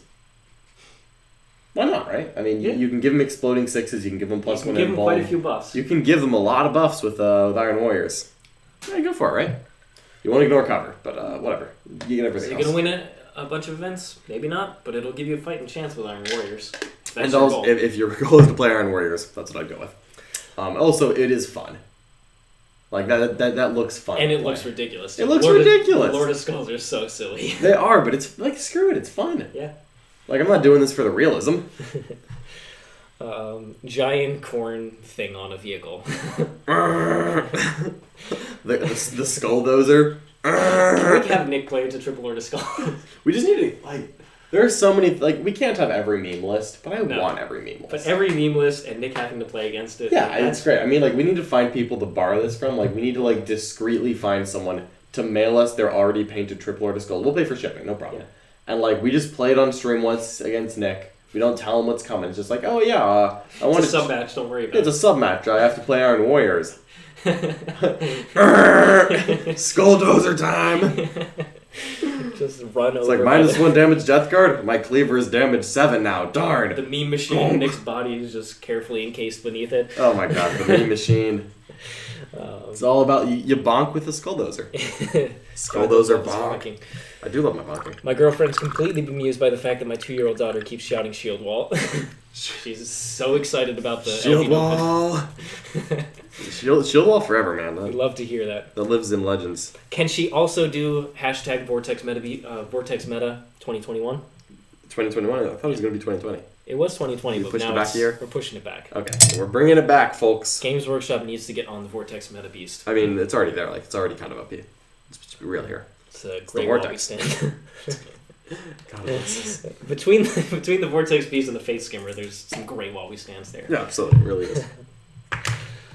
Pray for Tau, I love them. They'll have their day in the sun once again. No praying for the Tau. Let them suffer. Let them suffer. Well, those Immortals coming? They're good. Good? Yeah, they're good for tomorrow's game. Triple Lord of Skulls, you say. This may be the most expensive YouTube comment, period. Good. Go for it. How expensive is Lord of Skulls? It's only 100 and... Actually, it's a lot. Hold on. It's probably 150 or something. Is it the same as Mortarion and the Silent King, or is it more?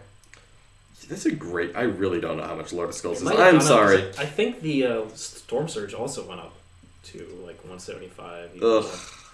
I hope not. You don't deserve that. You loyal Lord of Skulls players. I'm just saying, if you're gonna go Demon Engines, like, you might as... Just bring Morty and Magnus for Nick. Check and see Hashtag if LVO Flashback 2020. Nick is calling me just to make sure. I'm very surprised that hasn't happened with one of the sub matches. With Just what? somebody trying to recreate the Magnus and Morty, especially with Morty's new roles. In the White Scars? Yeah, into White It's not too late. Like, we can make Nick We can play... make that happen. Yeah, 100%. So, if you're interested in that, top super chatter, do it. And Nick will get to... he just has to play it. That's it. That's the rules.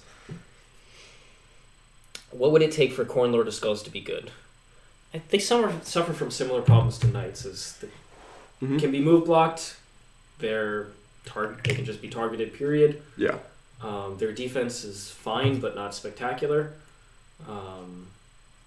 They do just die over time. And there's a lot of high damage weapons in the game right now. But being able to be shot and not shoot back at what's shooting you is tough. That's always the fear. That is just tough. So, like, there's gonna be, like, AdMech chickens just behind a row and, like, well, I can see you. Or the Silent King with the Minears is just like, just take these damage. I don't want to. Not what I'm big on. Don't want to take damage. Do not. Even just guard tanks, like Demolisher Cannon tanks sitting back there. Mm-hmm. Okay. What am I doing for, like, the first 2 turns when I can't deal with this? Will we see John playing his Knight list? We will 100%. Oh, yeah. Once he finishes the Majoras, I think it's just go time on the Knights. Yeah, I am not doing this in vain, folks. I'm going to bring Knights a victory on stream at a bare minimum. Like, it's gonna happen. Mm-hmm. Like, what it's going to be against, who knows? Well, I want to get several games. Like, yeah. I mean, I bought and the painted first in victory. the first victory. The maiden victory. Nick. Whatever. Death Guard. Yeah, put me up into Nick's Death Guard. If you really want to see me play Knights into Nick's Death Guard, like, we can 100% make this happen. Let Nick play Dark Angels for the first time. God. A whole army that you can't really kill effectively with flat 3 damage everywhere. Nope. Whoops. It's actually a tough matchup. Yeah, that would actually, like, really hurt Dark Angels. Yes. It's like, I have Talon Masters, but they're not good into... They're not bad to Knights. It's just it takes too long. It takes too long, and these Knights you need to pick them up quick because they actually put damage. Outrageous in shooting and combat. They're outrageous damage outfit. Yep. Any Super Bowl bets? Ooh. John is more of the Super Bowl betting type of person. Although not the betting. Not the betting. I do. I'll be watching. You know what? I'm going for the Chiefs here. I think they're gonna take it home. I think they're gonna go back to back.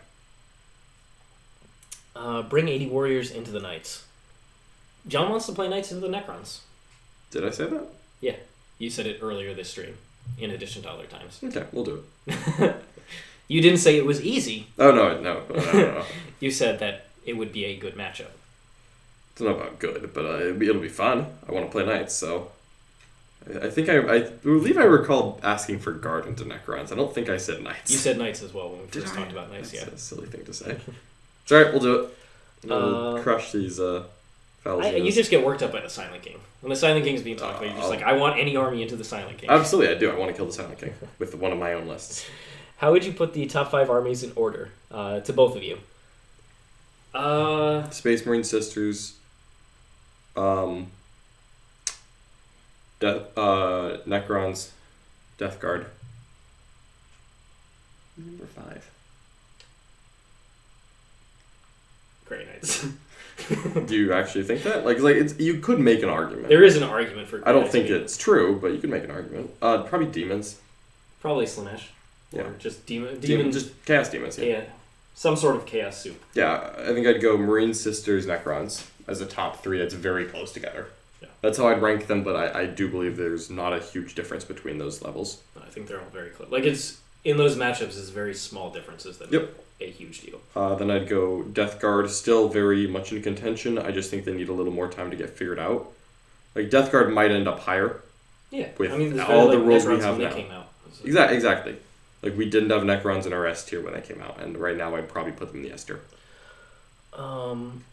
saw Knights get ranked like D tier recently. Are they still really? Forge World changed that. Forge The World. Forge Yep. World update changed that. The Majera and the what's the other knight called? The Majera is the big one, and also the points change that affected the Halverns. Yeah. Huge deal. Absolutely huge deal. Especially the Warglaive one. Especially, the Warglaive going down 20 points, literally just gives you an extra Warglaive. You need cheaper stuff for knights that Yeah. can help play the mission and pick off little units that you don't want your Yep. big knights dealing with. They fill that role perfectly, and the fact that they're quite a bit cheaper is amazing. Significantly. It's wonderful. So, I think that those two changes really help boost knights overall. But the Forge World update gave them Life. Yeah. I still, again, I'm not trying to tell you that knights are, amazing here, but knights literally didn't exist as an army, and now I think that they should be taken seriously. Mm-hmm. I think they could hit that 4-1 level at a G2. Drukhari are up there. We have to wait to see their book. The points changes, yes, I just don't care. I'm sorry, I know I just played against them, but those points were so clearly designed with a new codex in mind. We know there's a new codex coming. It's too hard to say. Yeah. But it's possible Drukhari could be up there, certainly.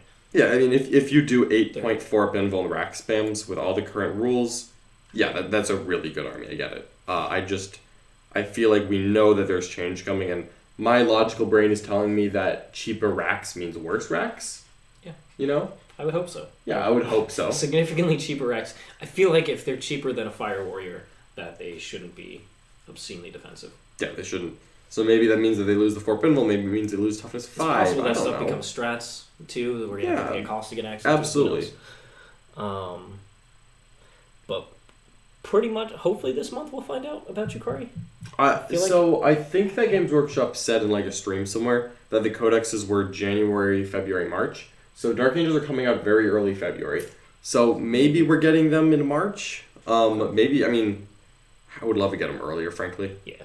But we don't really know about that. Interesting that Harley's Soup isn't showing up in our top 5. I think Harlequins are very good. I think it'd be my number 6. If that helps. I think they struggle into those top armies. Yeah, and I think that we've kind of figured out the tricks. Yeah. Once you get used to their tricks from the Psychic Awakening book, and you're designing lists with OBSEC everywhere that's also durable, that's just not what Harlequins want. Yep. They want little tricks, consolidating, moving on to objectives, and denying primary points that way. Necrons don't care. Death Guard don't really care. White Scars don't care. Dark Angels don't care. Yeah, so their tricks are less effective into those other top armies, which is why I didn't put them up there. But they are the best Eldari faction and second best Xenos faction, I think. Yeah. I might actually argue that Dark Eldar are better with the current points, but we just discussed why we're not. Yeah, exactly. Yeah. Why we're not taking that too seriously. Are you going to bring the Void Dragon? I brought him into a Space Marine Tank Company army, and he single-handedly killed 7 tanks, ended the game on 1 wound. If tanks were all over the meta, the Void Dragon is actually very good into them, because he's essentially unkillable. Yeah, because he will just keep healing back from that. So, if guard tank parking lots were all over the meta, 100% I would actually run the Void Dragon. Yeah. And not feel bad about it. Nope, not at all. However, the meta is not full of vehicles, and No. he is a complete liability in several matchups, including Marines and the Necron Mirror matchup. So that is why I'm hesitant to run him, but if the meta shifted that way, just like if it shifted more towards Hordes and Tesla became something that I would think about, then we could talk about Void Dragon. But I don't think, the top list that we mentioned, they're not really spamming vehicles, and so he's a liability in that case. Yeah. So he's just too expensive. If he was cheaper, there'd still be a reason maybe to run him. Mm-hmm. But he's very expensive. Indeed, do you still want to suit knights with things like AdMech or Imperial Guard to make them more competitive? Yeah, I think that there is legitimate play to knights as part of a soup army. I think that could be very competitive. I want to play pure knights because I want to play pure dumb stompy robots. However, I will acknowledge that there is probably a good amount of competitive play to not doing pure knights. Yeah, what I've been thinking about, if I was to add the knights in, is the Majoras in particular, is you take the custom Forge World for -1 toughness. Yes, on the Sulphur Hounds, and you send those bad boys out, and then the Majoras just do a silly amount of damage with all that flat 3. Yeah, that's... And then if you want to shoot the Sulphur Hounds away, you're not shooting away the Majoras, so they get I also legitimately think Armiger spam could be real. It could be, yeah. Now we're working on the Armigers, and I'm trying to get the Majera done first. Because I do own all of the components of the Unite Army I want to play. It's all well, I have one Knight new on Spree, the rest of it's built. But I think once I'm done with the Majera, then I will definitely try to get a bunch of Armigers in the list as well. Honestly, the Morax is super good. Like, having played the Majera a couple times, their stupid Rad Cleanser, their twin Rad Cleanser, is ridiculously good. It's ridiculously good. And that makes me want to take the Morax that has double fists, because each fist has an inbuilt Rad Cleanser. Yeah. It's like, just run them forward. They're assault weapons. They can advance and shoot. Just run them forward and just be like, here's more Rad Cleansers. Now, honestly, like, that's like the trolliest team tournament army I can think of, because there are so many things that have literally no answer to that. What's the stats on this Rad Cleanser? Strength 2, D6 shots, 9-inch range, AP dash, flat 3 damage. If you're not a vehicle, wounds on a 2. Very simple. Yeah. It's like, oh, you're bringing a tank company? Hey, Captain, pair me into not this. Great. Oh, what's that, Death Guard? Whoosh! Twos. It's like, Jesus Christ. That could get rough so fast. Flat 3 damage is just... Yeah, I mean, just having the Rad Cleansers in the game so far, again, a lot of the Death Guard, I've just been scooping Terminators with them. So it's like, all right, 2d6 shots, 8 hits, 7 wounds, 1 failed dead. It's like, get out. Like on an Overwatch, I rolled 9 shots, 8 wounds, he failed 2 saves, just scooping up dudes. Oh my god, what this did to Mortarion? You know what I did? The Knight that's +1 damage against big models has it. It's like, all right, great, flat 4 damage to Mortarion. But yeah, he -1 damages it, but like, come on. Yeah, I mean, like, still just cutting him apart. This is not okay. No, you don't take 2 turns. Like, if you get Rad Cleansered, it's like, oh my god, like, what have I been doing the rest of my life that I've been able to survive this, and why didn't I keep doing that? Do you think Mefrit is viable? Viable? Absolutely. Is it better than Novak or the custom dynasties? Probably not. That's my personal opinion on Mefrit. It's not unfair. Maybe racks get cheaper because they aren't OBSEC and can't do actions in the new book. They're Death Company. You know what? Lots of options there. I'm sure we'll see tons of stuff. Yeah, I'm sure that they'll still be good. Because Rack's been good for a while. I'm assuming they're still good. Yeah. And they want those core type of units to be good. Absolutely. But I think I would like witches to be good. Cabalites suck. Don't care about them. I would like witches to be good. You hear a lot of talk about Necron OBSEC build. Is there an example list out there? There is indeed. If you go onto BCP and check out the Art of War TTS leagues, any of the last 2, my coaching client Nick Keever has won both of those with a custom dynasty build that we worked on, and he's going to be playing it in a kind of WTC type of TTS league as well. Super exciting. Look forward to seeing how he does. does Very well with it, and has a ridiculous win rate with it. So check that one out. Mm-hmm. What was our top 5? It was we had Marine Sisters. It was the same exact thing. Okay. Marine Sisters, Death Guard, Necrons, and I have Necrons ahead of Death. Necrons, Death Guard. I was just listing them. Oh yeah. And the 5th one is kind of a flex pick. Yeah. I don't think there's a clear winner. No, I agree. But Demons would be my flex.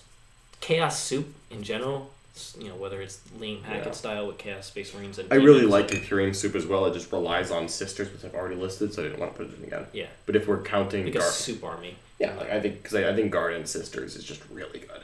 Yeah.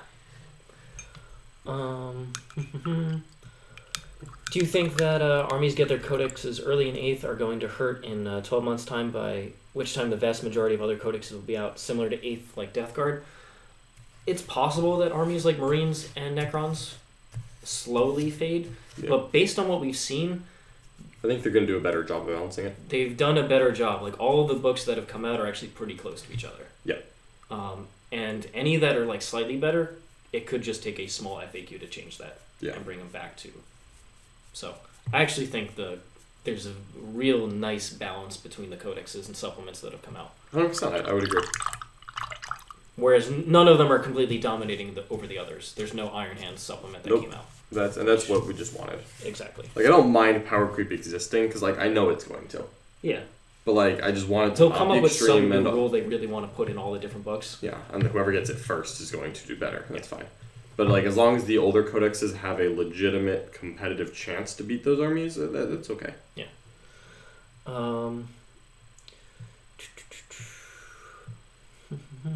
Morty versus non-Morty lists. What do you think will end up being better?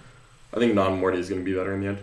Probably non-Morty, but I think you can. I think we haven't seen the full extent of Morty builds. Like it took us a while to find the Silent King builds. Yeah. I think if you really just focus on building around Morty, you can come up with some serious lists that are I bet you could. very annoying to deal with. But I think it'll change as the meta happens too. Like there are metas that Morty is better in than others. Yeah, for sure. Which is great. That's why the Death Guard Codex is so strong, because it has options. Question for Mr. Lennon. At the LV Nopen, you said the Tyranids have good rules and bad units. What are some easy changes Games Workshop could make? Tyranid monsters need better weapon skill. And more attacks. And more attacks. Flat period. I think Scything Talon should be reroll all hits in combat, not reroll once. Because, like, a stupid Harrispect, like hitting on 4s, reroll once. It's like, what? There's a -1 to hit. It's like, oh great, I'm terrible. What is that, John? Exactly. There's too many just terrible monsters. And I think that Hordenids are actually fine. Like, I don't think Gaunts need any changes. I don't think Cormagaunts need any changes. I think Genestealers need to be like, they either need to get way cheaper or they need to get Marine buffs. Where, like, they need to be 2 They're wounds. an elite infantry unit. Yeah, like the same, like, they reminded me of, like, 1 wound Vanguard veterans. I'm like, no. 2 wound Vanguard veterans exist now. Get out. No, I really think that they need to completely redesign the Genestealer. They can actually leave the Gaunts the same, honestly. I want the Hormagaunt at 5 personally, because it's garbage. But, it's the only thing that does what it does, so I still take it. And then I think that the monsters just need to be so much better in combat. Like, just get, like, literally plus... Also, I want invulns on things. I want Synapse to be, like, meaningful. I wouldn't give them invulns. I would give them the max damage that they can take per phase. Units in Synapse like range 8, get a max... Yeah, sure. Like max 8, that's fine. Yeah. Nothing egregious, but... I honestly want -1 damage in Synapse range. I feel like you take 1 defensive buff. Yeah, it doesn't have to be both, but certainly 1. I take 1. I want Synapse from different units to do different things.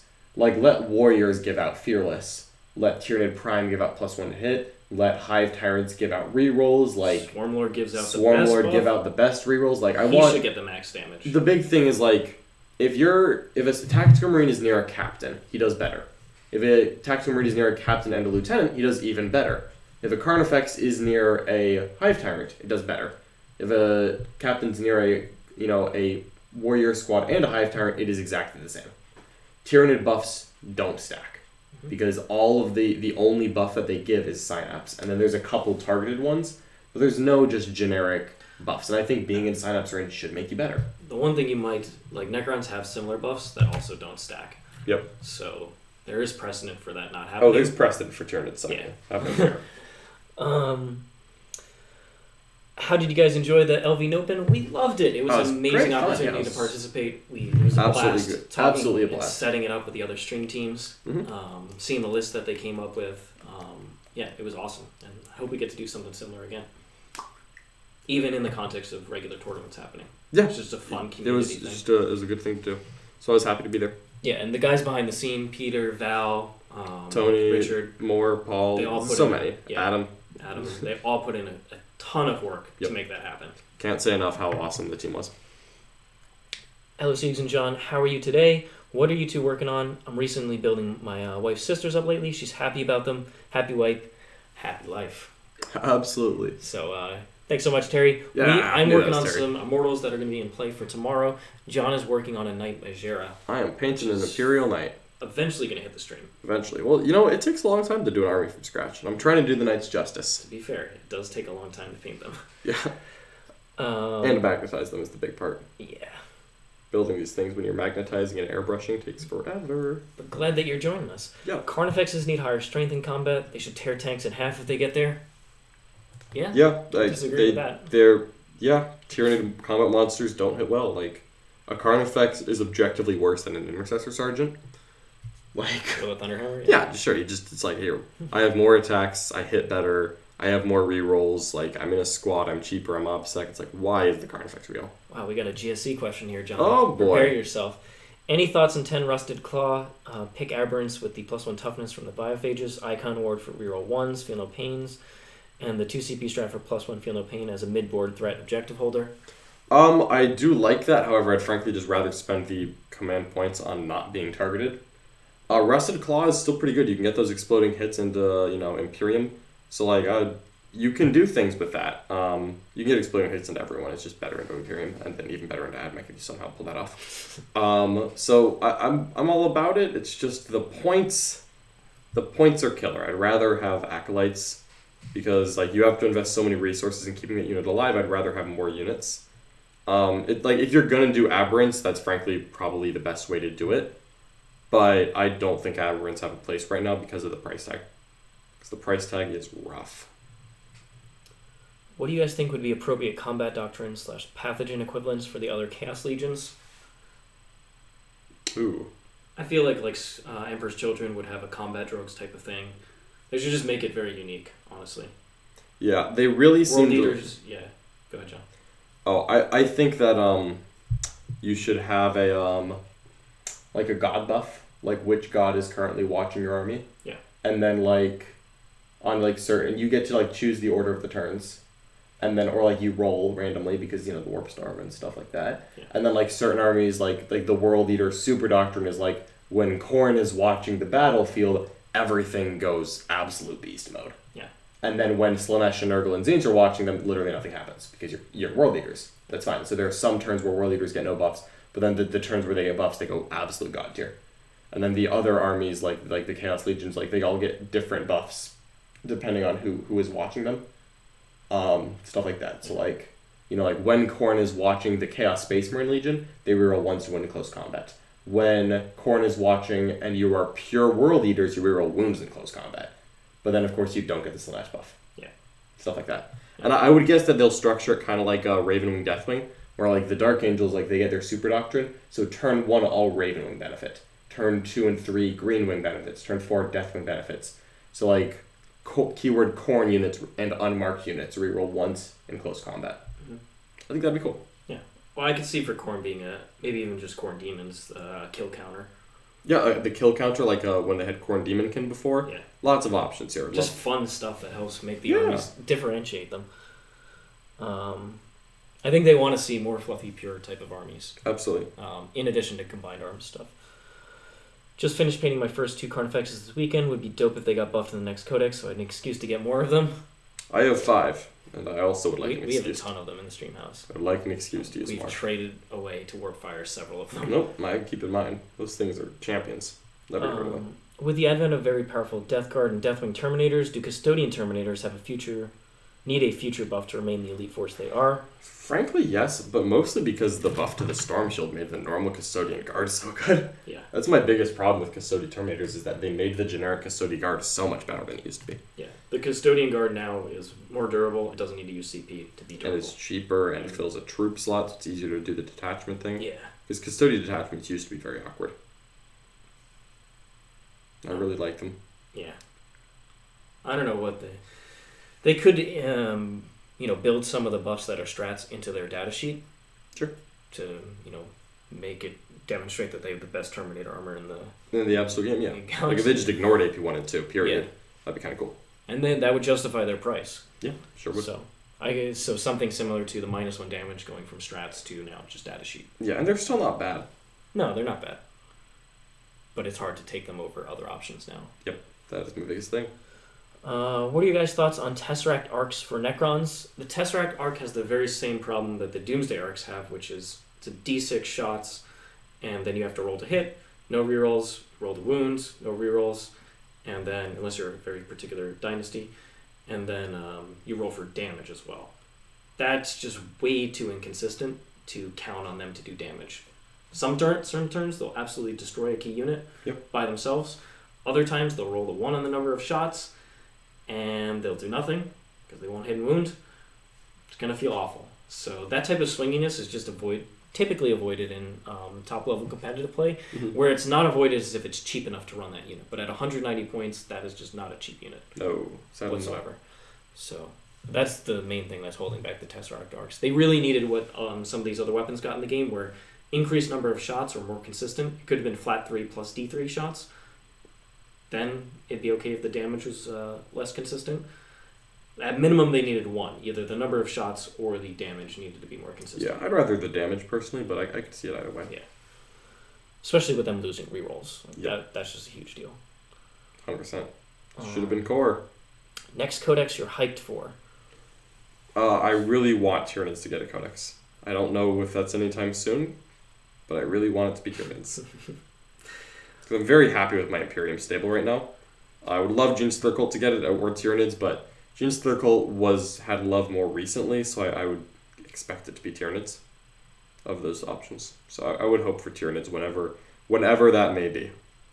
Tau. I want to see a fully fleshed out Farsight Enclaves type of supplement for them. Because Farsight Enclaves is supposed to be dramatically different from the normal Tau style. Yeah, that's fair. It's supposed to be entirely about the close range type of firepower and destructive capabilities. Yeah, I think that reroll 1s to wound should be within 12 inches, not 6. Yeah, there's buffs like that they can change, but I think just fully fleshing it out will help put less pressure on the main codex to be as diverse, which they seem to be. Well, maybe, I mean, they've mentioned there's a campaign supplement coming. Maybe there's a second. I mean, they usually do these. They never do one campaign book, right? No, if there's a campaign, there's going to be 2. Except they're going to, with Psychic Awakening, they kind of just did 8 or 9 for some they reason. were like, no, let's just leave other factions out of it. Oh, everyone but Sisters. Yeah. But Sisters got a codex during it. Either. Oh, that's true. But you guys got some good stuff anyway in the end. Maybe if there's maybe Farsight Enclaves get more campaign love, and then that is the way to play Tau until they get a codex. I don't know. Something like that. But I'm really interested to see where they go with Tau. Because they've got to go somewhere. They should just take all their ideas and put them in the trash can and just start new. I think that'll result in a much better book. Whatever they're doing, don't do that. It wasn't like the 8th edition Tau Codex was actually good. No. It was bad. It was very limited. Yep. But the efficiency that you could bring out of that in a very particular build was powerful. Have you tried the Monolith at all this edition? You should. I really like the Monolith. Is so cool, and it's honestly good. What am I going to play? It's just a Lord of War slot. Just do something different. It has no defense, John. Just do something different. It's gigantic, so it can just be shot. Okay, just do something different. It'll be fun. Okay, I'll play it into something less powerful. Yeah. But somebody has to come up with something that's less powerful. Yeah, Nick can do that. Just tell Nick to bring a competitive list. Hey-o! I'm kidding, guys. So, I have to build and paint it, though, and that's going to be a whole different thing. Yeah, I mean, it's just iconic. I just want to see it on the table. Yeah. I'll bring my Vindicare into it, okay? Vindicare one-shots the Monolith. Vindicare. Headshots it. Nyom. Just gets sucked into the portal of exile. I'll put together a whole Ordo Xenos task force. We're bringing out the Zote. We're bringing out the Xenos Inquisitor. Do it. Making an incursion onto the Tomb World. There's a Monolith. Bring out the Flyers. The Void Dragon. Do the whole thing. We will do this. It'll be all Stormtroopers and Ordo Xenos units. All those one-off Blackstone Fortress aliens, I'll take one of each in my Ordo Xenos retinue, and we're going to pretend that that's not 7 detachments and minus 14 CP. New Space Wolf player here. Any thoughts on units that can shoot and do melee? Looking to get opponents to come towards me. Units that can shoot and do melee? For Space Wolf specifically? Yep. Dreadnoughts. The Dreadnoughts are... Dreadnoughts, Redemptor Dreadnoughts. That is your answer right there, I think. And Nick actually tried a list with the Redemptors. I actually liked the Redemptors there, yeah. I thought it was pretty good. Maybe Siegs will get lucky, and when Chaos Space Marines are released, Farsight Enclaves will finally be moved into being a Khorne Renegade chapter. Oh my god. You don't want to give me access to psychic powers. Then it gets crazy. It's crazy talk. Orcs vs. Tau could be cool thematically. That is very thematic.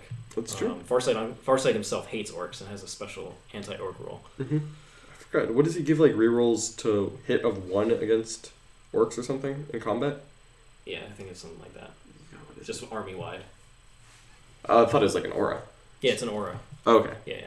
Just anybody in here. So you can really get the efficiency of those melee attacks? Those little breacher units. Heck yeah. Craft Worlds, please.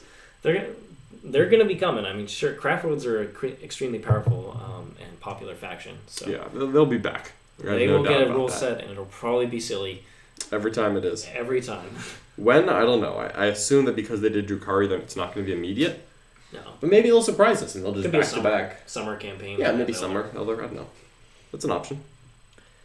If Redemptors work in Wolves, any chance they might be in Blood Angels as well? Yeah, 100%. Mm-hmm. Like the Redemptor is just a solid unit that you can plug in. Yeah, almost any chapter could use it. It's better in other factions, like Ultramarines. It's awesome. Mm-hmm. It's probably the best faction to run them in. But, I would agree. You know, other Marine chapters can plug them in, and they still be useful. Pretty good. After the Dark Angels release, where do you guys think these think they stand amongst fellow Marines? Top two, yeah. Top two, 100%.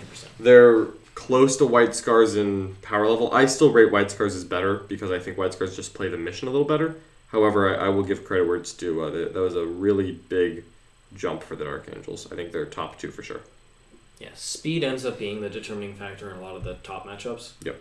So if you both can play the mission reasonably well, but one has extra speed to kind of contest your objectives, that's a big advantage. The biggest thing I think is that the White Scar speed comes from infantry. The Dark Angels comes from bikes. Yeah. It's very different. Mm-hmm.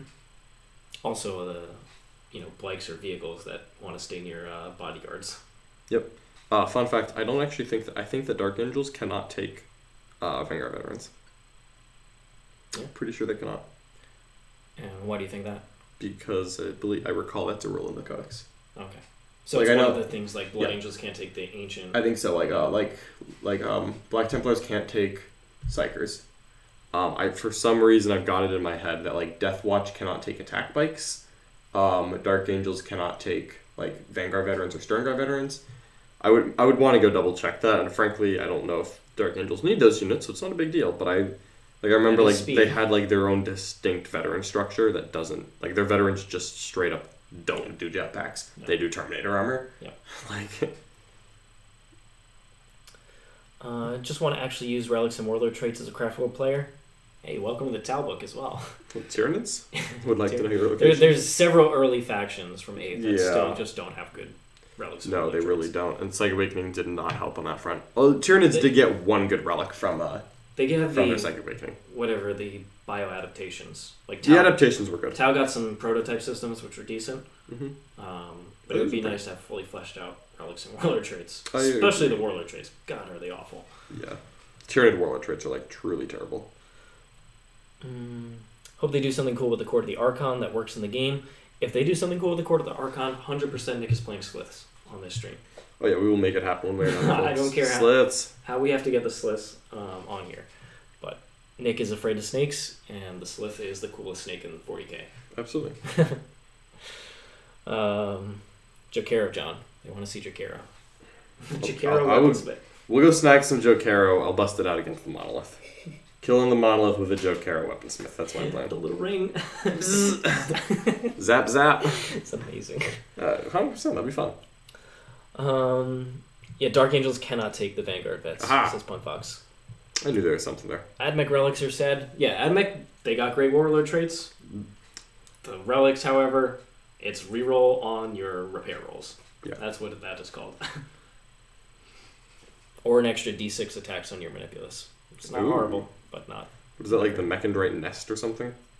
No, that's what Anzion's Primogenitor or something. Oh yeah, the Mechindrite Nest is what Call has.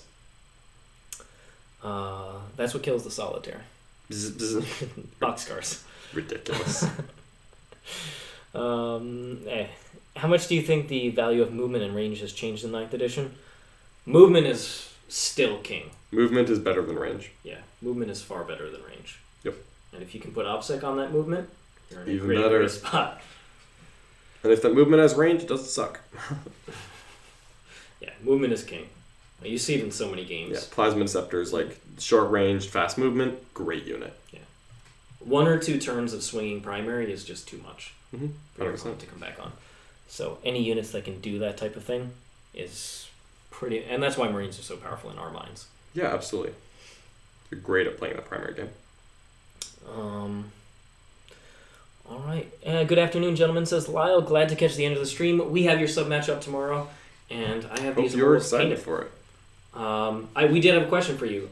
Somebody was suggesting running Zandric for his once per game. You can't do that datasheet ability. I'd be happy to throw Zandric into this list. because it's funny. Now, Blood Angels don't have any key strats that I actually want to use it against, but could get Xandric on the table. Your call, Lyle Dixon. Would you like to see Xandric into Dante? Nemesis Xandric. Just a little auxiliary, or do you want to run the list as is, have it take on the forces of the Blood Angels? We will find out. I wish Xandric had the good Warlord trait too. I don't think he can take Hyperlogical Strategist. Oh, what is this? What is? I think he has one of the generic ones. Woof. Because if you could take the 5-up CP regen, I love that even more with the Silent King build, because you would get just a ridiculous amount of CP. Oh, yeah. I'll look at that again. But I look forward to John bringing the level of enthusiasm he had in yesterday's game to the Blood Angel game tomorrow, especially after I talked with him this morning. You know John what? is going to bring. I He's will bring Commander Dante. I will bring the enthusiasm. Legendary Chapter Master. 100%. I mean, Chapter Master Lennon has to take out all the Chapter Masters. With all the armies you guys have, how do you store and transport them without having a million boxes? We have a million boxes. Nick is helping today. He's on errands trying to get some more organizers for us. Yep. Because we have 40k all over this place. We do. We have too much 40k. Yeah. But also not enough because I'm trying to get more. So it's impossible to have every option. And yet we try. Matto says with a $5 super chat, thanks for the stream, folks. Thank you so much, Matto, for your continued support. Thank you. Really appreciate it. And obviously, early days in that top super chatter. So all those matchups we talked about today, can make them happen. If you want to see it, make it happen. Literally don't know who he is or what he does, so I'm good either way. If it doesn't compromise the list very much from what the Silent King is trying to do, I'm fine with it. I will go reread what he has access to. If he has access to the 5-up CP regen, I think it's actually worth it to use the August together. Yeah. Now, obviously, I lose out on the Resorb and reroll ones. Which all part of my plan. See, you're not going to need that when I table you. Yeah. You don't need a Resorb if I table you. John's just going to go straight for the table. Absolutely. That's my game plan. So, I'll look into Xandric again and see if I can squeeze him in. But we'll see. I won't make promises. All right. I think that is good for us. So coming up tomorrow, like we said, we have Blood Angels versus Necrons, 1 p.m. Eastern Time on YouTube. And then in the afternoon, we are going to have the War Room stream game, which is John playing his Dark Angels into Mark Perry playing a crazy Slanesh list, Australian meta style. And that list plays the mission extremely well also. So 2 top-tier lists that have been doing really well. Well, John's list is brand new, but it's powerful and it's exciting. So let's see how they interact. And that's going to be in the War Room. And then next week, we'll have a full slate of brand new games. And I think we're going to get Necrons versus Dark Angels. That was what we wanted. Seems possible. I still want to get the Tyranids out. That's all I'm saying. John wants to get Tyranids as well. I want to get Tyranids out. And we also have Tau vs. Guard coming in sometime in February. In February as well. Lots of exciting games coming right up. All sorts of cool things. Thanks, everybody, for hanging out. And we will see you next time. Hopefully tomorrow. All right. Bye. So long.